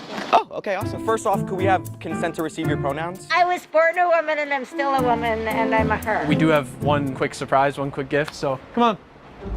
Oh, they're coming. There we go. Are these people? They're fellow supporters. We got some guys that they don't have papers. You're in support of like the whole border situation. They don't have a place to stay. They just came across. They came over illegally. We need a home. Yeah. Go ahead, introduce yourself. My name is Hector, so nice to meet you. Nice to meet you too. Yeah, they're kind of looking for a home. It'd be greatly appreciated. They'll sleep on floors. I mean, they're not picky, you know. We have like a 2-year-old, so Hector's good with kids. sorry, we just can't. Would you be willing to open your door? Is this your truck right here? We could probably put a couple in the back and then maybe... Let me let you meet them first. No. Excuse me. Come on, guys. They're really nice people. My teenagers live with me. Oh, that's fine. Hector, he was dating a teenager like a little bit ago, so Okay. we need a home. I don't know what. You have one. I live with a lot of people in my house. Oh, that's fine. The more the merrier. Yeah. Could you translate and tell them she said yes? Si. Okay. It would just be till the end of the election. Yeah. Just to... Can't because of my personal situation. Sorry, guys. I wish you could help me out. Are you sure? Yeah, I'm sure. I've got full house here. Could they just like sleep on your lawn? You guys wouldn't know they were there. We rent, and I don't think our landlord would be cool with it. Shoot. We're a house of COVID. You guys want COVID? We don't. They said they could survive it. It's just not a good time. That's not safe to do. Please don't do that. They need a place to stay. And have them go to your house. I have 4 already. Said he dated teenagers. He's still working to get his GED, so he's still in high school technically. They'll sleep on floors. You do support Harris, right? Yep, I do. You do support Kamala though, right? Oh yeah, I know she does too. So maybe we could just leave them in her house then, while she's gone?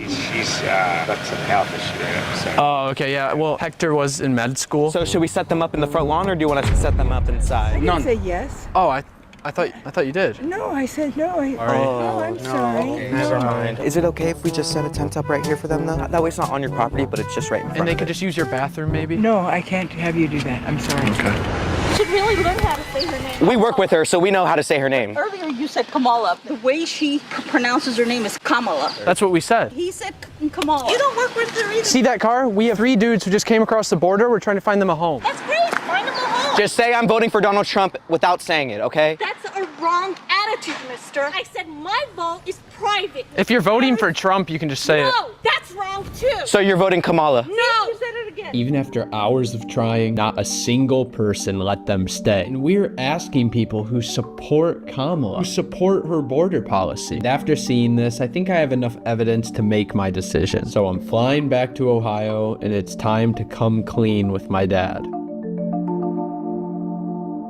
Dad, I'm back. What are you doing here? I think I made up my mind. Yeah? Those people are crazy, dude.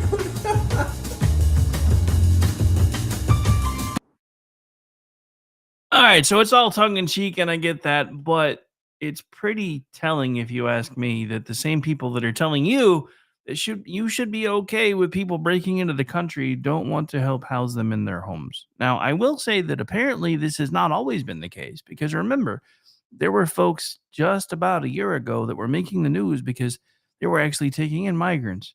But you know what happened, though? People figured out the reason why they were taking in the migrants. They had people that were suddenly willing to cook for them, clean for them, do their laundry for them, watch their kids for them while they were at work, all in exchange for a place to stay. So, indentured servitude.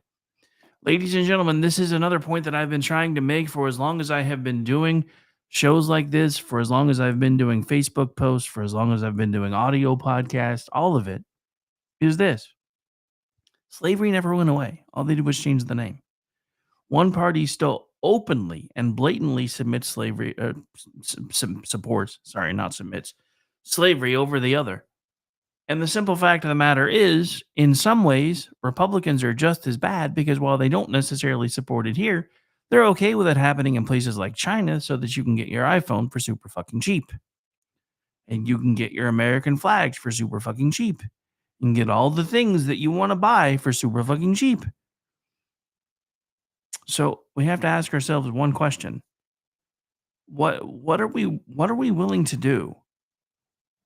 And this goes for all of us, to live up to the values that we say that we represent. I don't want open borders. I don't want human trafficking. I don't care if it costs a little bit more. Hell, we're already paying more now for the stuff that's supposed to be cheap. I would much rather pay a little bit of extra money, get our borders secured so that eventually prices can start going back down again. Focus on rebuilding our energy sector instead of gutting it with all this Green New Deal bullshit so that we can get our costs back down and then go forward from there so that we're hopefully not living in a world where America's GDP in its entirety is going towards our interest payments because we're nearly there now. All right, so we are at bottom of the hour. Final break. My name's Rick. This is my show. One more segment on the other side. One day to Liberation Day if we do it right. And if we do it right, it will be up to you. Go vote. Make your voices heard. Let them understand that you're tired of their shit. We'll be right back.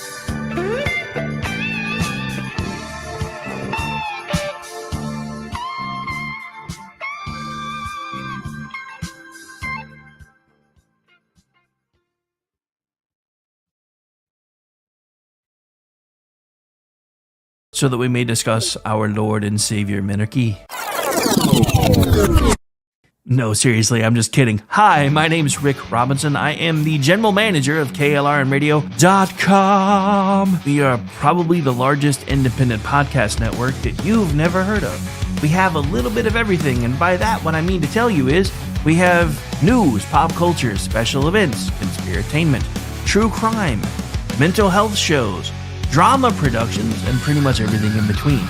So if you're looking for a new podcast home to grab a little bit of everything that you love all in one place, come check us out. You can find us on X under @KLRNradio. You can find us on our Rumble and our YouTube channels under the same names. You can also find us at KLRNradio.com and pretty much every podcast catcher known to man. So again, feel free to come check us out anytime you like at KLRNradio.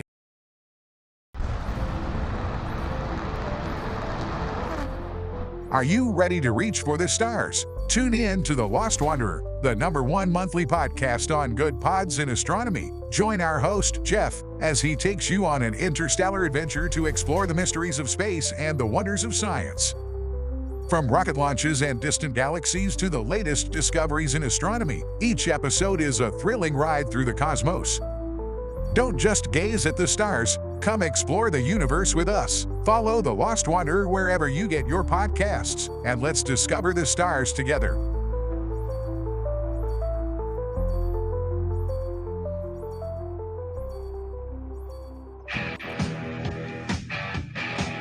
KLRN Radio has advertising rates available. We have rates to fit almost any budget. Contact us at advertising@klrnradio.com.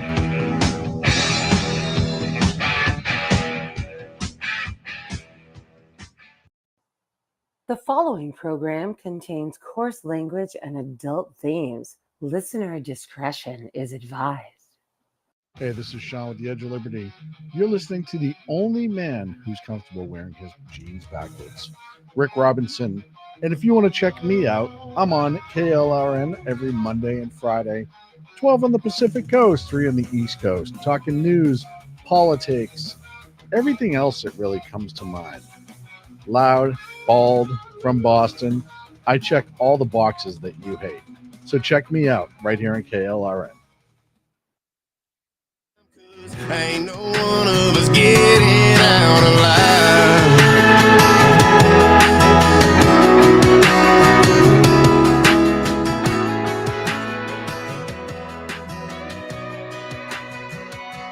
If there's a memory, you better make it. If there's a chance, then you better take it. Don't let a sunset ever go wasted. Cause when you look back, you wanna be glad that you drank that drink and bought that truck. Cause life's too short to save a buck. Go call that girl that's... And welcome back into, as my good friend Raptor just put in the chat, the final quarter of the Rick Robinson Show before Election Day begins.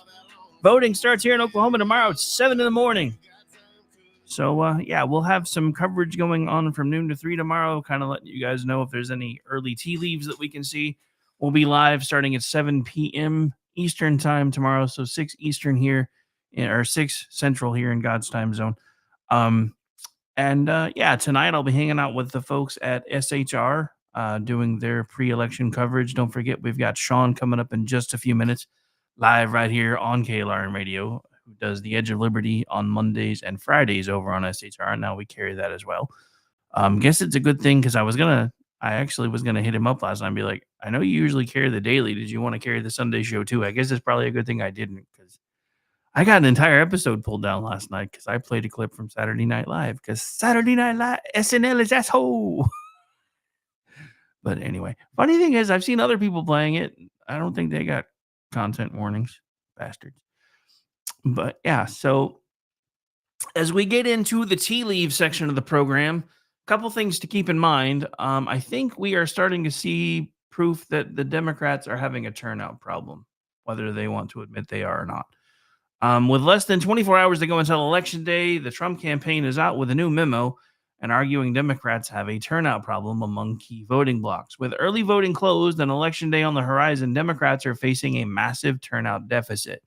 In every single battleground state, we see President Trump and Republicans outperforming elections past in absentee ballots and early votes cast. As we dive deeper into the data, Democrats are facing a precipitous decline in urban turnout, which, remember, is usually where they are the strongest. So here's the thing. I think the Democrats are facing their own fatigue like we were facing in 2020. And I think they weren't prepared for it. Well, I say they weren't. I think in a lot of ways they were. Because remember, the brass in the Democratic Party weren't necessarily worried about taking or keeping the White House at this point. They were concerned with the way the numbers were looking that they were going to lose the White House and the Senate, and we were going to be able to keep the House. So that's why they did the swap, because it revitalized their fundraising, which has made some of these races a lot tighter than they would have been. But if these turnout numbers stay the way they are right now, I don't really see a path forward for them.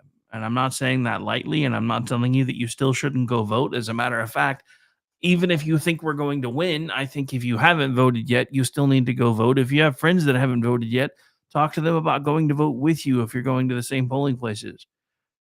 Get voting parties together, because at this point, folks, not only do we have to win in such a way that they understand that they can't keep playing the bullshit games that they've been playing for the last 16 years. They keep trying to tell us that everything is our fault, when in reality, they've been in control for 12 out of the last 16 years for the most part, and even longer. But somehow everything is our fault, not theirs.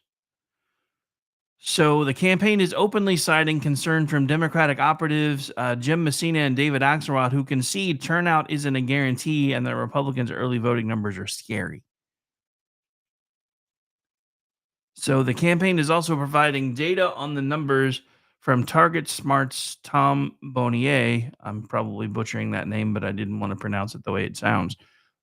So urban turnout is down 385,285 votes compared to this point in 2020.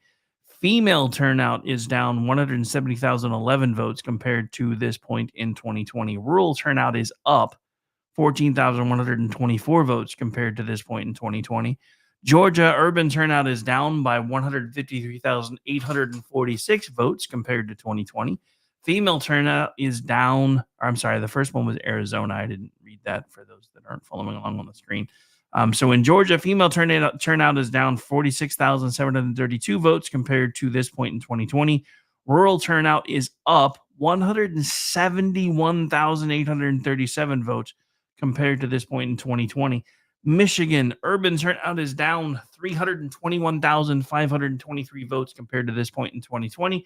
Female turnout is down 204,856 votes compared to this point in 2020. Rural turnout is up 55,951 votes compared to this point in 2020. North Carolina, or for those of you that used to play Monopoly, North Kakalaki. Urban turnout is down 175,470 votes compared to this point in 2020. Female turnout is down 154,459 votes compared to this point in 2020. Rural turnout is up 26,911 votes compared to this point in 2020.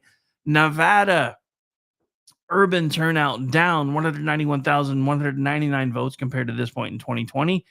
Female turnout down 126,112 votes compared to this point in 2020. Pennsylvania urban turnout is down 381,519 votes so far compared to this point in 2020. Female turnout is down 450,802 votes compared to this point in 2020. Wisconsin urban turnout is down 100,733 votes compared to this point in 2020. Female turnout, 238,452 votes down so far compared to this point in 2020. For weeks, the Harris campaign has struggled to court male voters and needs a better female turnout than 2020 to win. So we talked about this earlier, but we didn't have the clip in the previous one, so we're going to. Well, I say that, but we're not ready for it yet. Audio side's like, wait, it was working for us. And I'm like, yeah, but it wouldn't have been working for anybody else because I screwed up.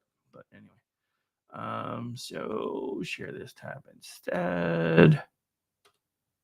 Make sure we've got it on the screen because I thought I did that already. And here's Van Jones Remember the guy who was like all kinds of giddy during the DNC after the swap? Listen to him and watch him now. Well, maybe. Of course, we get towards the end of the show, and now my interwebs is going to be cranky. Let's see if it'll do it this way. Hang on.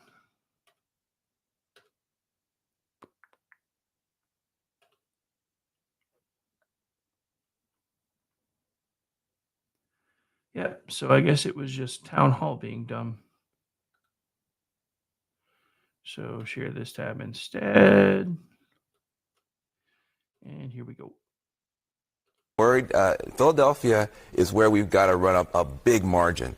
But Philly overall has been trending down, not in terms of going toward the Republicans, just people not getting out to vote. And so you got people out there like Pastor Carl Day, who's got a bunch of young men with him, knocking on doors, trying to get people to come out. It's a bigger, tougher fight in Philly to get that vote count up than it has been in the past. That has me worried. The other thing that has me worried is that the Jewish vote in the suburban areas, Biden won the Jewish vote by 70%, 70-30 last time. Some polls show Kamala at 50-50. That is 70,000 votes we've bled away. That is the margin for victory. So you got groups like Zioness, Amanda Berman out there fighting to get the Jewish vote back on board.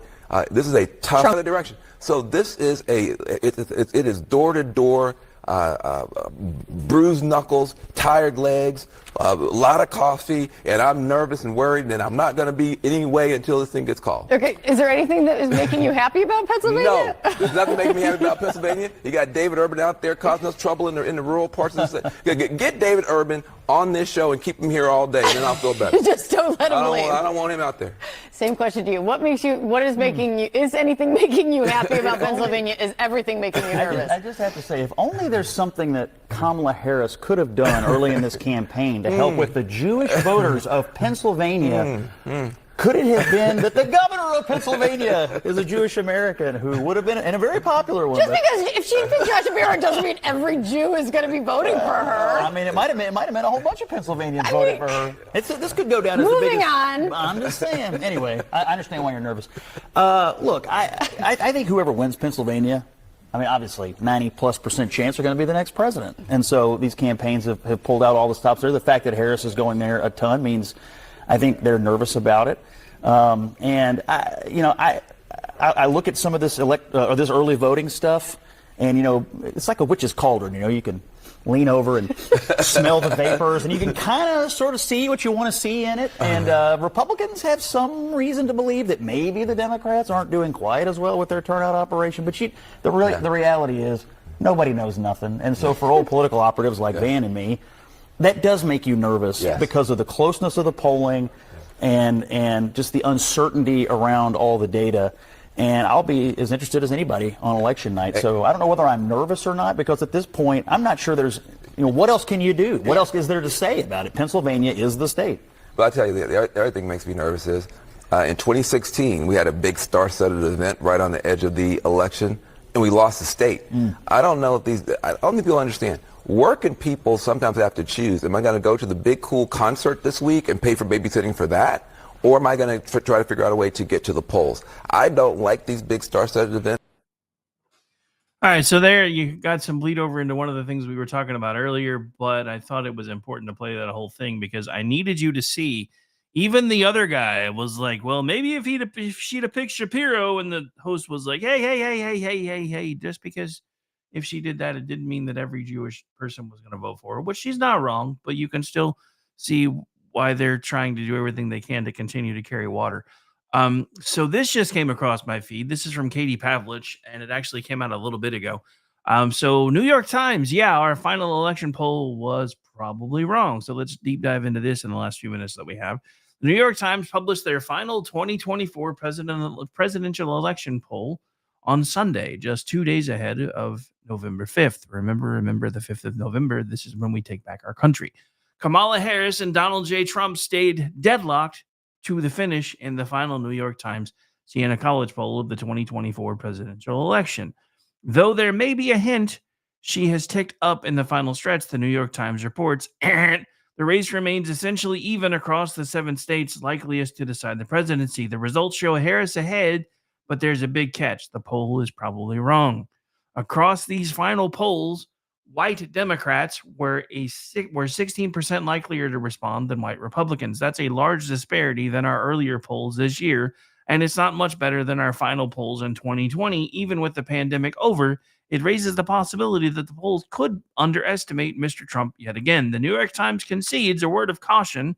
Hypothetically, many of these late deciders might have told a pollster earlier that they were Harris voters. If only we had called them at the time and asked them to formulate an opinion they hadn't yet made. As a result, the responses to this question don't necessarily explain the shift in the polls, even if they do align with the trends in this case. So yeah, here's everybody kind of, poo-pooing all of this. So Kamala, who doesn't cross 50% in a single state, and the last New York Times poll and her leads are all within the margin of error. The pollster admits Trump voters were 16 times less likely to respond and doesn't rule out a 2020 repeat. Yeah, that's a great poll for Trump. So political veterans aren't convinced Republican Trump voters are being accurately represented, because we're not. Look, ladies and gentlemen, I'm going to say this again. Those of us that do this for a living, we don't care if you know that we're going to be Trump voters.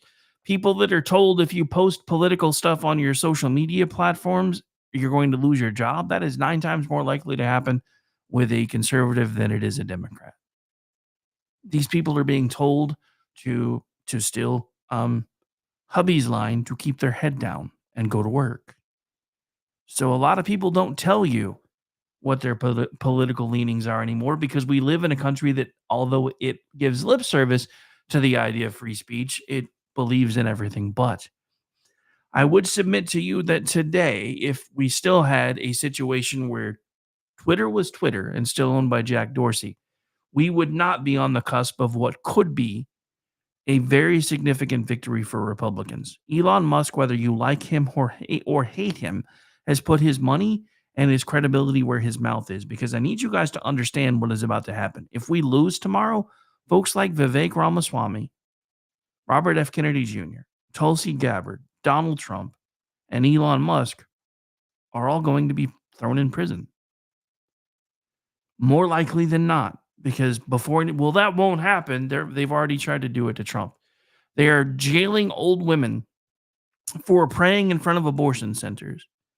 They are jailing old women for praying inside of the Capitol during January 6th. They are withholding information about what actually caused that situation to turn violent, which wasn't the protesters.